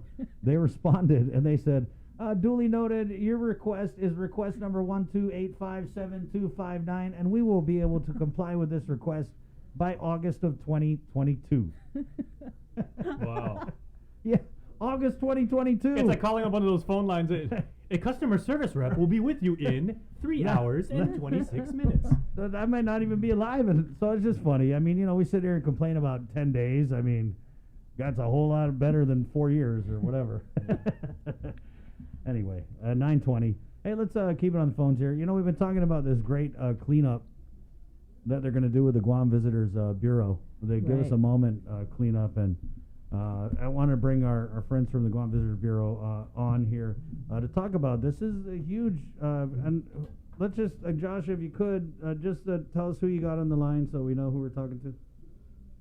Yeah, half a day. Good morning, everyone. Good morning. Hey. Josh, of course, from GVB. He's the spokesperson. And Josh, this is like, to me, the first big step in really, getting our mind on reopening tourism is not Gus Guam. Let's go clean our area, right? So then when we do get the visitors to come in, they're looking at a spick and span island. Absolutely. We're having this Give Us a Moment Island Pride beautification event, and it's really to showcase our island pride, and what better way to do that during Pride Month. And so, we have with us right now, we have Nakisha Onodera Garrido and Eileen Kitagwa, who are going to be talking about some of the details behind all the planning and all the collaborative efforts here. And so we're working with the Island Beautification Task Force from the Lieutenant Governor's Office, as well as our presenting sponsor, T Galleria by DFS, and of course our KUAM family, who are proud sponsors of this event too. So we're really excited. There's really good energy behind this, and this is going to happen on June 27th at 8 a.m. Mm-hmm. Okay, so tell us how this is all going to work, because I see the list. There's a lot of different areas that are slated for cleanup. We've got the Ipao Beach Park, Matapang, Paseo, Fort Apugan. There's a lot, and Eileen is actually very deeply embedded with this. I'll pass this on to her. Okay. Hi, Eileen. Morning. Good morning. So basically, GVB and IBTF kind of identify different sites. So we have about, what you don't see is we have 39 miles of major roadway that will be cleaning up, about 12 parks. The medians in Tuman will be repainted, refurbished. So yeah, we have a bunch of all the government agencies, and we have over 600 volunteers coming out, and we're getting more. Well, so how were these sites identified? And I know we spoke with the Jigo mayor. He was like, "Oh, what about the Japanese park here in Jigo?" Go ahead. No, the sites were basically identified by the most populated sites visited by not only the visitors but also our local community. The roadways were identified kind of like the same way the routes traveled by visitors, and so it actually grew to be a huge event, and it's great. We're so glad of the support that we've been receiving from the community, the support we're receiving from IBTF. And, you know, I know that we're looking at the governor, IBTF is looking at doing this once a quarter, so there's room to grow, there's room to add. Mm-hmm. And you said over 600 volunteers? 600. That's a lot. So what about like supplies and equipment? Who's going to be providing that, and are you still accepting more volunteers? Where do they go to sign up? Well, there's a website, and Nikisha will be able to give you that website. But as far as supplies, yes, we're accepting in-kind donations. T Galleria also donated funding, money, $10,000, and that way we can purchase. That's how we're purchasing the paint for the medians, some supplies that are going to that. So it's a really great event. Mm-hmm. Wow. And I think what people should realize is that we're not just talking about picking up trash, and you kind of touched on it a little bit. We're talking about painting. Is this also like grass cutting, bush cutting?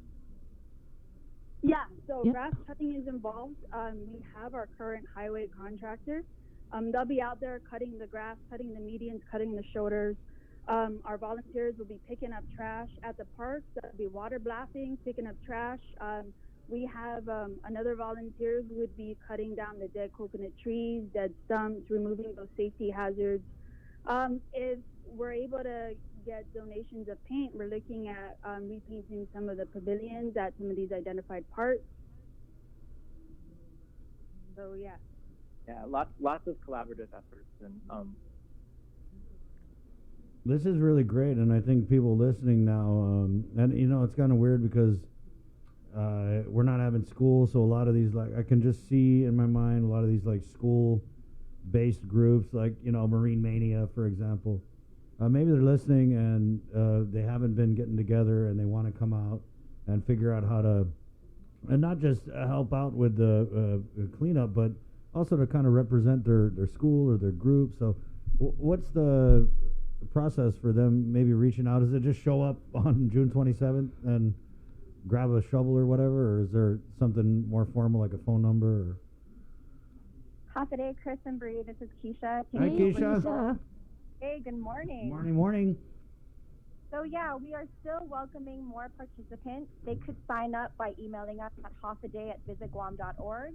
They could also find ways that they can contribute by visiting our website, guamvisitorbureau.com, or checking our social media pages. We're also looking for content creators. So if you are savvy with taking photos and videos, you know, we would really love to collaborate with you. If you could give us a moment to share your talents and really capture this event, it would be great. Okay. All right. Anything else you guys want to add here in closing? No, we would really just like to thank all of our supporters. You know, when we announced this event, we didn't know it was going to snowball into what it is today. Right. Like I mentioned, we have over 600 volunteers and counting, and that's not including the government agencies that will be showing up to support.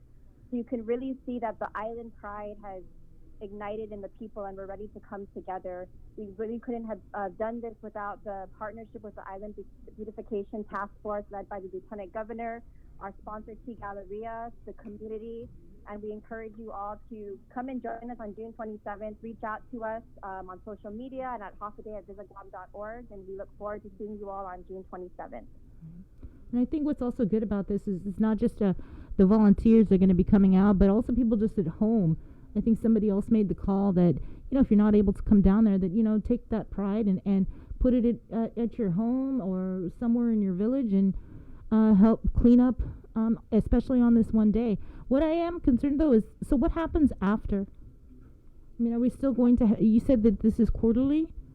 Yes, that's actually a very good question. So the whole purpose of this event was to kind of start the conversation of what is the current state of our island, what are the issues that we as a community face in keeping our island clean.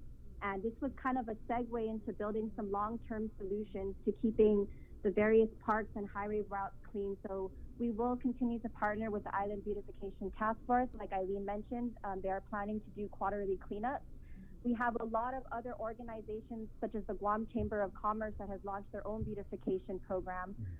We also have the Department of Agriculture, who's also planning something that's coming the weekend right after our event. So it's really to keep the momentum going. Remember, as a community, that it doesn't stop on June 27th. We need to continue to come out and support these initiatives as we come. And at the same time, we need to recognize that this is our island and this is our home. We need to take ownership of our product. It's not just for our visitors, but it's for ourselves. And I think once we have the cleanup and once people see the fruits of their labor, of how the community has come together to address a community problem, I think it's a good way to start. Right. Josh, I wanted to ask Josh Prim, because we had talked about this, the parking garage. And I know that when GVB, the board, did a tour of Tumon, there's that abandoned parking garage that's terrible to look. I mean, and it's so complicated because you have the homeless people who have, I mean, they live there. They live there, and I really appreciated Governor Gutierrez coming out and saying that, hey, yeah, we got to find a place for these guys. Is this spot one of the areas? I mean, we know it's on the list, but how intensive are you going to get in cleaning up this abandoned parking garage owned by David Sue, and kind of dealing it in a way where we can just, lock it up, throw away the key, and end it once and for all? Well, Governor Gutierrez had visited the homeless and all those different areas that need a little bit more love, and so that's definitely going to be addressed. And one cleanup isn't going to take care of all the problems and issues that we have, but I think this will ignite the rest of that effort for the rest of the year and the years going forward. So shout out to the GVP team and Governor Gutierrez for really just like planting themselves in all of this, especially as we're gearing up to open up our island for our visitors. And that's just like Keisha was saying, we have to do this for ourselves too, as it's great when we welcome our visitors, but this is our home. We need to show our pride and have everyone just encourage each other and work together so we can do this. Yeah.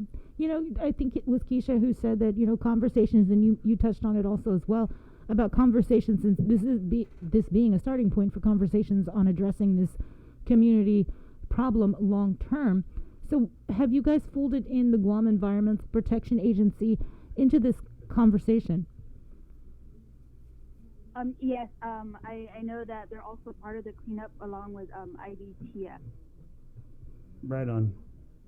Yeah, and also just reminding people too, like while we're out there, we're going to be social distancing and just making sure that we practice good hygiene, and just till we get through this pandemic, and just have a good time while we're doing it too. We want to encourage people to take pictures, document your efforts that you're going to be doing when we have the cleanup next Saturday. So yeah, we want to see all of that content, and then let's show our pride. There you go. Right. Well, thanks guys for calling in. That's great. We're really looking forward to this. Thank you. Appreciate it. Stay safe, guys. Yeah, wash your hands. You too. See you guys. Bye. 9:31. Let's go ahead and play this. Give us a moment promo. I think it's pretty cool. And the narrator is Auntie Natty Calvo. So I thought that was very nice. So we're gonna play this, and then we're gonna come back. I want to talk with a Dedito resident about, it's not, the biggest top story or anything, but dealing with dogs in Dedito. I like to call it Dedito Dogs Gone Wild. So we'll talk with Cecilia, a resident of Dedito, and she's going to share with us the story, the trouble she's having with, not just stray dogs. These are dogs that are actually owned by people who don't tie them up. And I wanted to bring her on because I hear this all the time, village to village, and so we'll talk with her. But in the meantime, let's check out this GVB Give Us a Moment promo. It's containing COVID. Good morning.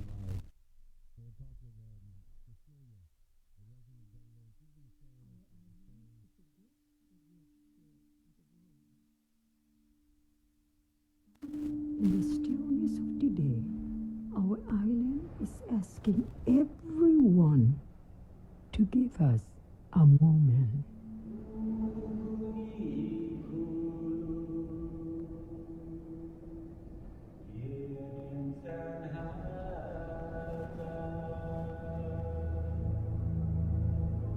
to be with our family.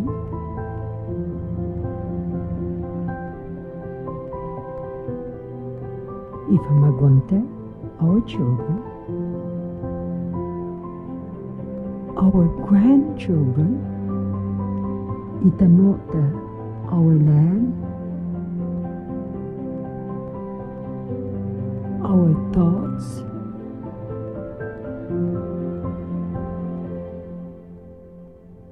to be creative.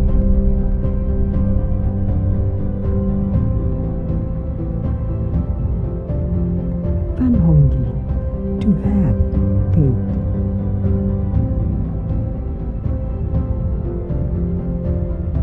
To be with the things we know and the things you've come to love. Give us a moment, and we will share one together soon.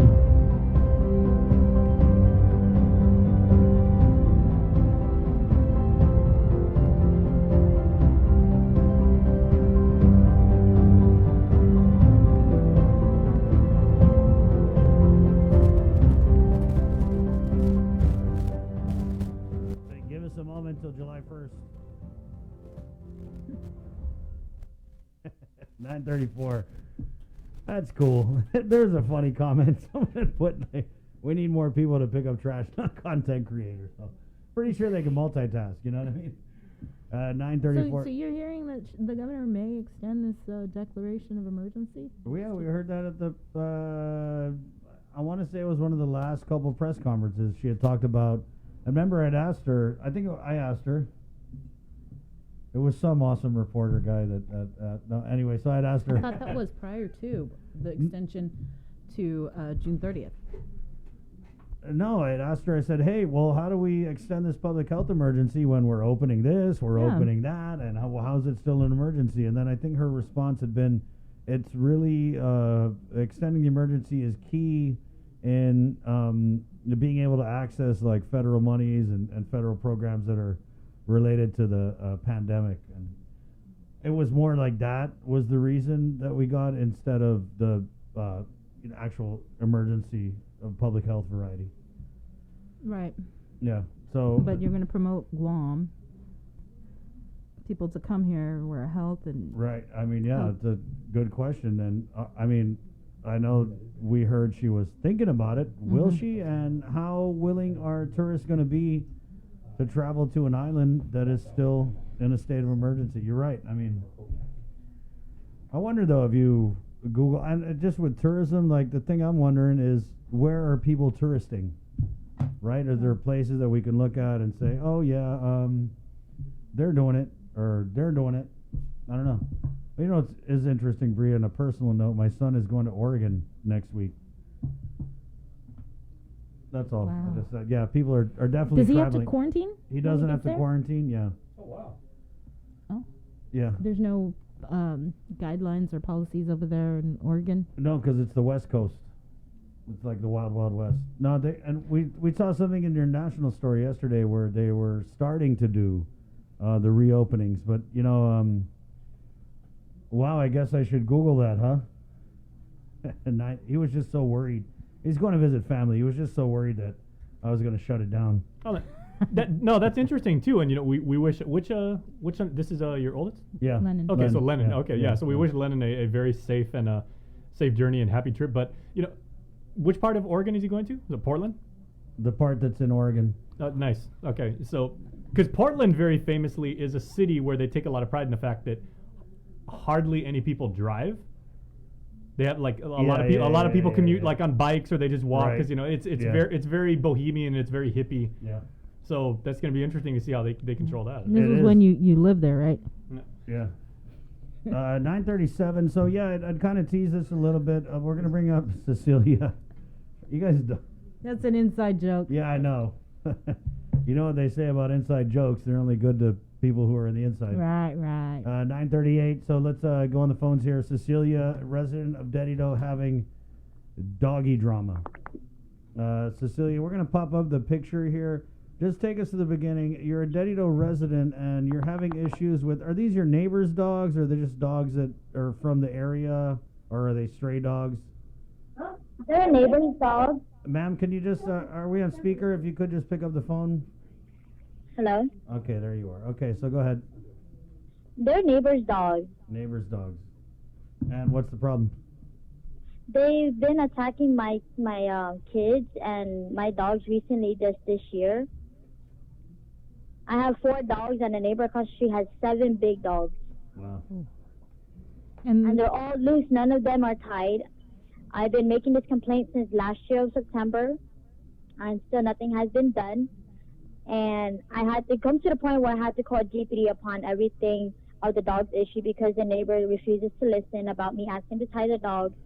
The neighbor has been fined twice with the leash law, and still nothing's being done. Agriculture came into the picture, and they put cages, but the owner of the dogs lets them out if they get captured. So I'm not too sure what else to do upon everything that's going on. I tried talking to the mayor, I called GPD, I talked to agriculture, and still nothing's being done since last year of September. Have they bitten your child? They've Yes, attacked that your is my children? 15-month-old daughter at the time. She is now 2. So And just January 8th, that same dog almost attacked my 8-year-old. At the time, she was 7. And this is the dog in the picture. Yes. Okay. And so the property in the picture, ma'am, with the young child whose back is facing us, that's your property? Yes. So the whole red driveway, that's your driveway? Yes. So your neighbor's dog is on Your your property going to bite your child? Yes, they've been doing that for the longest time. They run into the area and they chase after my dogs around my house. I mean, I have a yard that I'm scared to let my kids play on due to the fact those 7 loose dogs attempting to attack my kids and my dogs as well. They've injured one of my dogs to the point that she won't even let me touch her. To look at her, she was in pain. My dog's been attacked, and I got 2 chihuahuas, and that's what they bit one of my chihuahuas already. Both of them actually. Just tell us, I mean, have you tried talking to your neighbor, and how did that work I out? tried talking to the neighbor. I asked him politely, can you tie your dogs? And all she can do is shrug her shoulders and saying like she doesn't care. I go, I'm going to kill your dogs if you don't try to do something about it. And she goes, she doesn't care. So she continuously saying she doesn't care. We're neighbors, be nice. And I go, I'm asking you to tie your dogs. And she goes, well, just keep your kids and your dogs inside. And I go, excuse me? So I was like, what? So your dog can run freely while I have to lock my kids in the house? I have a yard. I can't even have trust to even let my kids run out because these dogs attack my kids. My daughter at the time, she was just riding on the bike, and that same dog went very close to her. My daughter was still on the premises of the house. The dog just ran off from their premises of the owner and just ran straight to my daughter for no apparent reason. So it didn't... You had no luck with your neighbor, then you called the police department, and Yes, what I happened? called the police department 2 nights ago, and apparently so she told GPD that she was going to tie her dogs. Her dogs are still currently loose. They chase after cars, they chase after my dog, they chase after my kids. I don't know what else to do anymore. I called agriculture. Agriculture came into the picture, and that was it. What about the They just dropped mayor? off cages. Yeah, they stopped showing up, and plus also the pandemic. I understand the pandemic that was going on. Right. So I gave it that time frame. But before the pandemic of February, I did message the mayor, and I did call her up, and she goes, okay, we're going to have the agriculture come out again. But they already fined her twice. And then, what made me more upset yesterday is that after GP told me to go on and call the mayor to do a follow-up and address the situation again, the mayor of Dedito had the nerve to hang up on me after the fact I told her that if I have to keep calling you guys continuously about these dogs and have to wait until one of my children or my dogs get injured by these dogs, I'm going to sue them. And she just hung up on me right after that. She didn't want to hear anything. It's like, you're the mayor. You should be helping the people and not be hanging up on them. My other concern is how many more people has she ever hung up prior to hanging up on me regarding their situation with dogs or whatever their case may be. Oh, God. Like, she just hung up on me I didn't know what else to do, and it's a continuous thing for the longest 9 months. Aye. The mayor just hung up on me for, I don't know.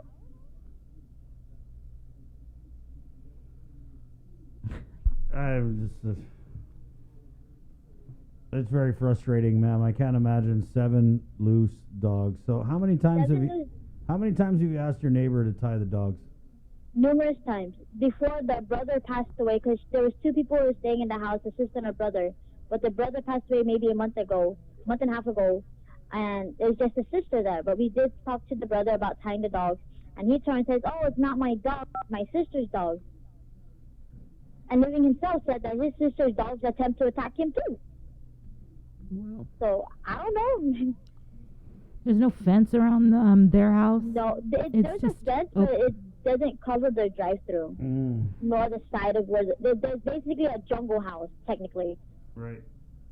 It's literally a jungle house. There's broken down vehicles in the area, and it's just completely jungled out. How long ago was this when you talked to the mayor and she hung up on you? Just yesterday. Oh. I called her yesterday afternoon, and addressing the situation again, like GPT told me to do so. So I did, and like I said, she had the nerve to just hang up on me after the fact. I told her that if I have to wait until one of my kids or dogs get injured by these dogs, knowing the fact that you're aware of the situation already, I'm going to sue you guys because you're already aware about it. And she says, oh, we're going to go talk to her again. And I go, you know what? You're doing too much talking, less action. There's nothing being done. It's been 9 months already, and all you're doing is too busy talking to her. Ma'am, when the dog bit your child, what was the conversation like with your neighbor? And can you tell us more about that incident? The incident? dog didn't bite my child yet. Okay. They attempted to. I see. So it was an attempted biting. Yes. That's why I tried talking to neighbors to tie their dogs, and still nothing. All she could tell me is be nice, and then she said if anything happens to her dogs, she's going to call a lawyer. And I go ahead and call a lawyer due to the fact that agriculture, game, Guam Police Department, and the mayor is aware of your dog. Mm-hmm. And plus I have proof of picture of your dog attempting to attack my child. How many times, or has there been any time that your neighbors ever tied her dogs? Nope. According to agriculture, they've been trying to capture these dogs for the longest time, but the owner of the dogs continuously lets them out of the cage when they do get captured, according to agriculture. Well, see, there's some most wanted dogs here. Wow. Well, I mean, if they're on your property. Yeah, it's ridiculous, ma'am. How have you and your neighbor not just fought already? I would just be like, let's just fight. She's an old lady. Oh, okay. Right. Then don't fight an old lady. No. And that's not it. I don't even want to go that far. I would be like, let me go call my old auntie over here, fight my battle for me. Why do I have to go that far? Yeah. Calling well, you have to go that far because you're doing everything you're supposed to do. Exactly. I'm trying to do something to prevent the safety of my children and my dogs. Mm-hmm. But with part of the government not helping, the situation it's making me more frustrated every time I see those dogs. I have a big yard that I can't even allow my kids to run around in because of my fear of my kids getting attacked by her dog. You said she was an old lady. Does she need help maybe tying up her dogs? I'm not. These dogs are very close to her. They'll follow her out of the road. They'll follow her inside. They're her tail, basically. Yeah. They get really close to her, jumping on her legs and everything like that. I don't think it's that. She just doesn't want to tie them up. Yeah. When you say old, though, how old are we talking? Yeah, how old are we talking about? I honestly don't know her age. Maybe about between 40 to 50, I'm guessing. Oh, God, that's still young. Wow. Okay, well, I don't know. Wow. It's just the fact Whoa that there, she girl. refuses to. I'm 45. I still think I'm young. I thought you were talking about Biha, No, yeah. She's an old Filipino lady. Oh, so you guys can fight. Yeah. She's still in a good age. I'm here saying, yeah. No, what's your weight class? no. Like, it all comes down to the weight class. Violence ain't going to solve the situation. No, we're not promoting violence. Of course here. we're not. Oh, no, I know that. We're But I'm just saying, kidding. doing that is not going to help any situation at all. You know, this is why people take matters into their own hands, because they call everyone, they do everything they're supposed to do, and nothing happens.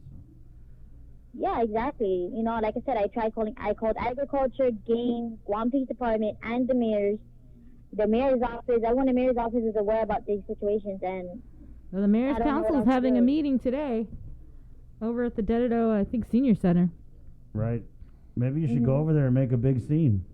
You know, Mayor Jigo Mayor, he's really, you know, he's the chair of like the stray dog committee. Right. And this is not a problem. I think that you're not the only one on Guam who's dealing with this. Mm-hmm. I mean, hey, let me tell you my story, right? And it's so awkward. So I try and do this little run after work, and I run on the beach, and there's this nice lady, man. It's nice older lady. She has about like 5 dogs that she walks with on the beach. She doesn't leash them. And then every single damn time I'm running by, these frickin' dogs come up and they're trying to like get on my legs, and I gotta stop what I'm doing, and you know, and I'm just being nice because I'm thinking, wow, she probably recognized me from KUAM, and if I go off, it's gonna be like, oh my god, KUAM went off on this private citizen. So I gotta sit there, and their dogs, they just keep, and then I'll start to run, and they'll come, and I gotta turn around, and yeah, so it's frustrating, but it doesn't involve any of my kids. It's just me, and I got to deal with it, so I'll suck it up, whatever. You know what I mean? Because I understand we're all there, we're all trying to use the beach, and I'm thinking, like, you know, she's not trying to hurt, she's just taking her dogs for a walk. So it's cool, I'm willing to deal with it because it's just me, but if it was my kids, and looking at that picture, that's a whole other story. I don't give a damn, I'm going to shoot the dog. Dog dead already. I asked the mayor, like, I go, do you have kids, do you have grandchildren? What would you do if it happened to your side of the family? What would you do? You know, I'll be just as frustrated as you. I was okay then. So what are you going to do to help me out? And she goes, she had no response. Well, we'll try. No, she said, oh, I would shoot the dogs myself, but you know, I don't have the right to do so, and I don't have a gun. But you actually have the right to do so if the dog's on your property. But I mean, you don't really sound like you're packing heat, or you know, do you have a gun? No. Yeah, maybe a pellet gun, one of those little pellet guns, little shot right in the hind. Teach that dog a lesson right there. Won't come back. I definitely will not come back. It even works with chickens. Yeah, I mean, you know, I'm sorry, guys. I don't know if we have any animal lovers out there, but I love animals too. I just love it when they stay on their area. Like with me, like I say, like everyone keeps talking about animal cruelty. It's not animal cruelty when you're defending your family. But what about our human rights and our safety upon the animals that are trying to attack us for no apparent reason? Yeah, to me, it's like, when did we put animal rights before human rights? Sorry. Exactly. That's what I'm saying. I care about my kids' safety. I don't know about the dogs. Dogs are trying to attempt to attack my kids. There's an issue. Right. Yeah. I mean, it's to the point where you can't even walk around in your neighborhood. Like, and you can't even walk around. Jigo, it's terrible. It's terrible. She can't even walk in her own yard. You're like kids run around the yard. You're like in house arrest. Basically, that's what she told me. Oh, just keep your kids and your dogs in the house. And I go, what? Wow. All right. Like, I try to keep my kids only in the garage. I can't even let them pass the garage because I'm scared the dogs, if they can run to the premises just to attack my dogs for no reason, what more of my children running around? So I'm fierce to let them run out around the yard. Well, I feel you, ma'am. We know the mayor listens. We know all the mayors listen. We'll try and get Mayor Savares on tomorrow. Mm-hmm. You know, I'm sorry that she hung up on you. I know she's probably very frustrated. Yeah, but that's the wrong thing for her to do, is just hang up on, you know, she's the mayor. She shouldn't be doing that. And like I said, how many more has she ever hung up on? We don't know. We can FOIA the records. How many more people has she ever hung up on regarding their situation? No, we'll ask her. Yeah. Like I know I'm not the only one, you know. So I understand everyone's situation of dogs. I'm not the only one. And like I said, I asked her, what was your family? What would you do? You know. So I'm frustrated. I've been frustrated for the last 9 months upon it, and nothing is still being done. That's why I wanted to bring you on here onto the show, ma'am, because I felt your frustration. You called the newsroom. I felt it through the phone, and like I said, it's something we all deal with on a daily basis. We're just too kind. We love these animals, and you know, we don't want to see them chained up because I need chained up, but you know, there's consequences to that. I even cried to KUAM yesterday when I called. Like that's how frustrating I was, I even cried to them saying, you know, I'm fear of everything of my children due to the fact of these dogs. Right. Yeah. Well, we hope that your tears were not shed in vain, ma'am. And we're going to try and get Mayor Savars and find out more about this tomorrow, okay? Okay, thank you very much, and you guys have a good day. You be Take safe. care. Be safe, Bye, okay? guys. All right. Okay. Okay, bye. Wash your hands. I Man. told you. It's funny because I was telling, I always got to turn in who's going to call in to the show. And so with her, I was like, Cecilia having dog issues. And you were like, what's this about? And I was like, hey, don't worry. She's pissed. Just get her on. No, okay, that's an understatement because our chat room had a lot of interesting, feelings about that. A lot of people said they could empathize with what Cecilia is going through. They're like, dude, I've been attacked by dogs. Yeah. Some people even say, I don't blame the dog. I'm going for a walk in my own neighborhood. The dog's just doing what it's instinctively doing, which is to, protect Be a dog. Be a dog and protect his territory. Can we actually call Glenn Lujan the unofficial third host of this show? You've got the news down on lock. Chris has the phones. Glenn is controlling the chat room, but he even said he's been putting at least 3 or 4 times in today's chat, just put all the stray dogs in Pacific Star. That's funny. And we know funny. Glenn, that's good. But then, so Glenn made light of it a little bit, but he was actually asking Bree, he put this question in there, and it sounds like it's funny, but he goes, do dogs fall under the public policy of Castle Doctrine and Stand Your Ground? I'm pretty sure they don't as far as the letter of the law, but Chris was even saying, you have the right to take action against the dog. I mean, I'm pretty sure dogs are not covered under Castle Doctrine. No, I don't think it's covered under Castle Doctrine. I think we can pretty if sure. it's on my property and it's attacking my kid, yeah, I'd probably go ape crap. Yeah, I mean, I wouldn't want it's either my son or the dog. Or the dog. Yeah. And it's gonna be the dog. So. Yeah. No, that was, but yeah, like a lot of comments, a lot of support for Cecilia. I mean, what would you do if somebody was trying to attack? If it was a dog trying to attack your mom? Okay, if the dog was trying to attack me, I always try and on your property. Yeah, on my property. Usually, what I do, and depending on how aggressive the dog is, if the dog is like super aggro, like foaming at the mouth, I mean, is going like full on Cujo already, right? I'll be like, okay. Just say it. Get away from the situation. Yeah. Sometimes I try and like shake my keys because like I'm more a Cujo dog. Oh, let me shake my keys. Yeah, that's what you're gonna do. No, and then I'll get out of the situation. Okay, here comes Barnett now, right? I'll remove myself from the situation. Here's a Cujo dog. No, but you're right. If this makes them more excited, they're like, oh, he wants to play. If the dog was threatening my mom, if I was hanging out with your son and the dog was threatening my nephew, yeah, I'm gonna take action against the dog. Okay.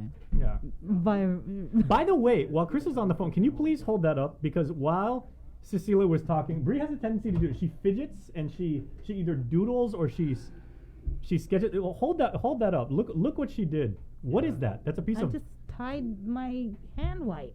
That's a hand wipe. Yeah, this is what Bree does when she's holding her tongue, guys. So if you watch the show and we're doing an interview, and I think we can zoom in on that, right? You see Sabrina doing something like this, and it looks like she's rolling a joint, but she's not. She's playing with baby wipes. It's got at least 9 different types of knots in there. That's like your nervous kind of habit. That's not my nervous thing. Hold that up. Wait, we need to get a shot of that. That's me concentrating. Hold that up, please, Bree. Hold that up, please. Listening.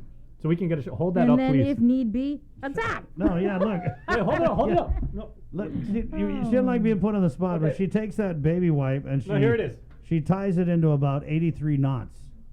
Get a screenshot of that, everybody. That's what kind of show we had today, guys. Yeah. Look how many knots that we is. went from applying for PUA to lawsuits filed to fighting drugs on our island to I like this comment by rampant dogs. Denise.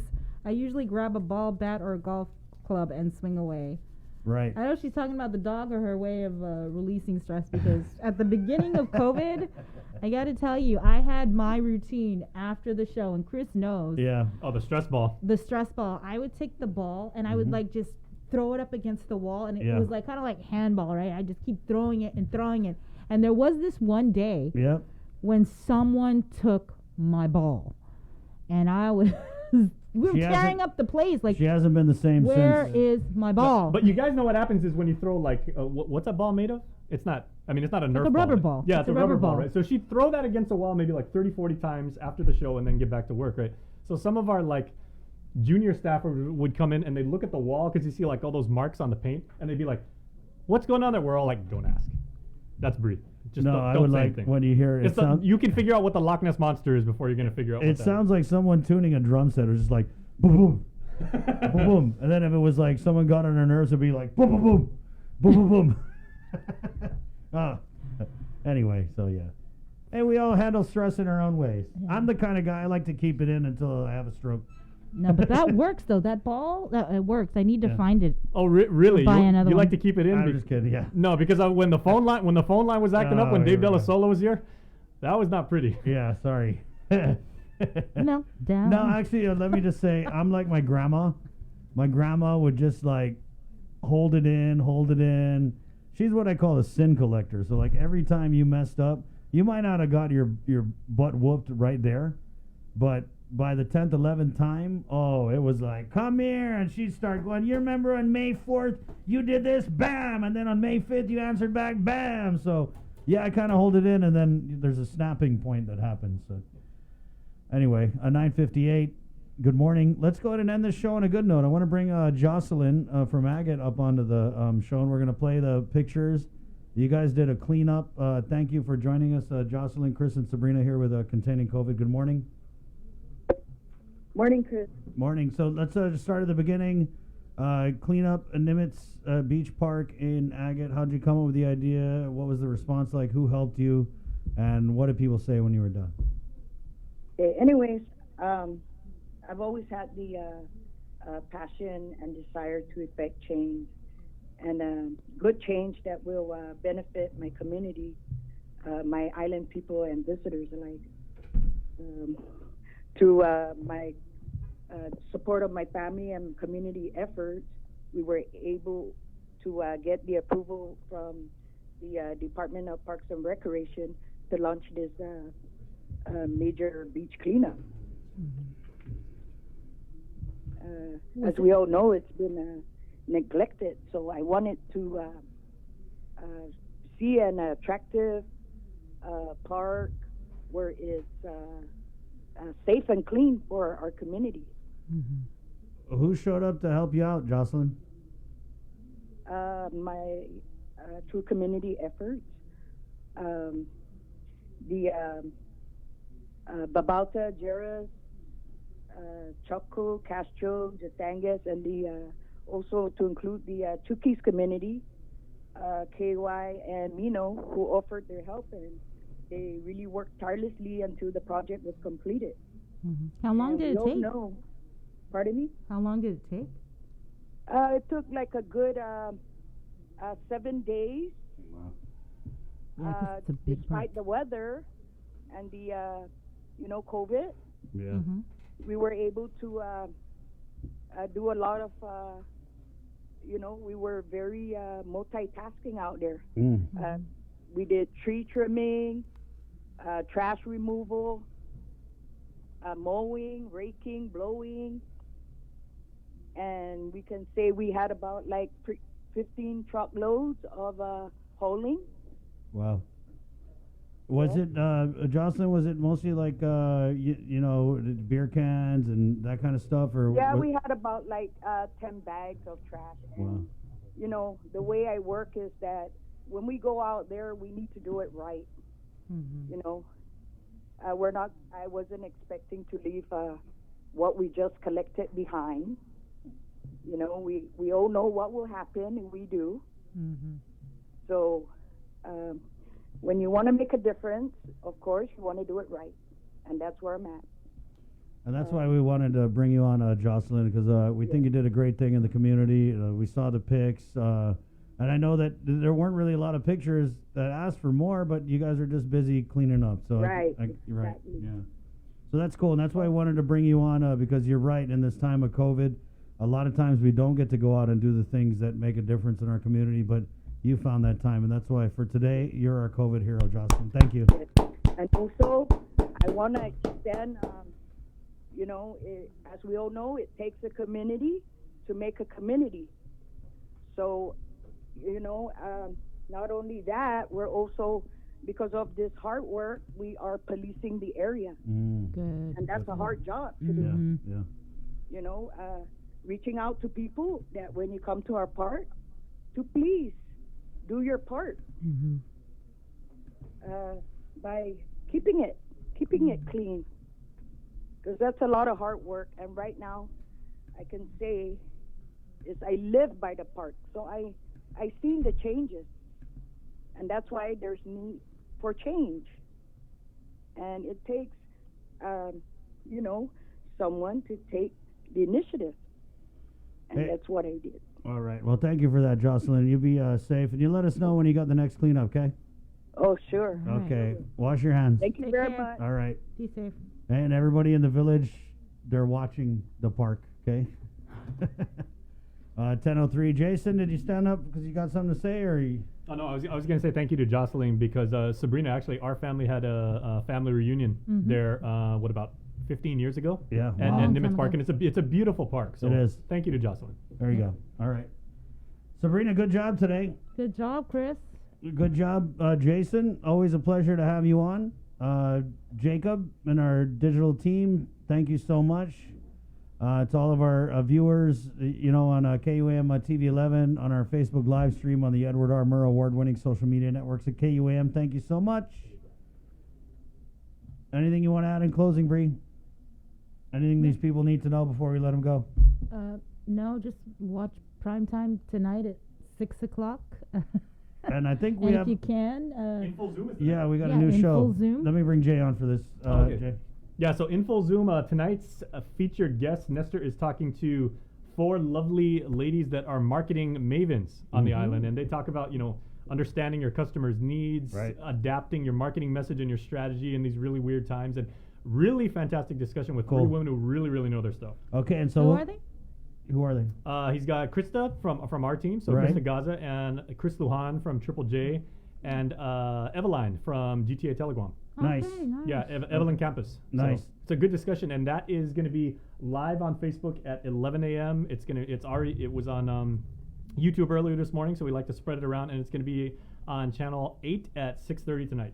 All right, thanks. Good discussion. And we'll get Nestor on tomorrow to kind of talk about that and maybe look at some of the things he's reported on and will report on for this week. It's 10:05. Good job today, Sabrina. Good job.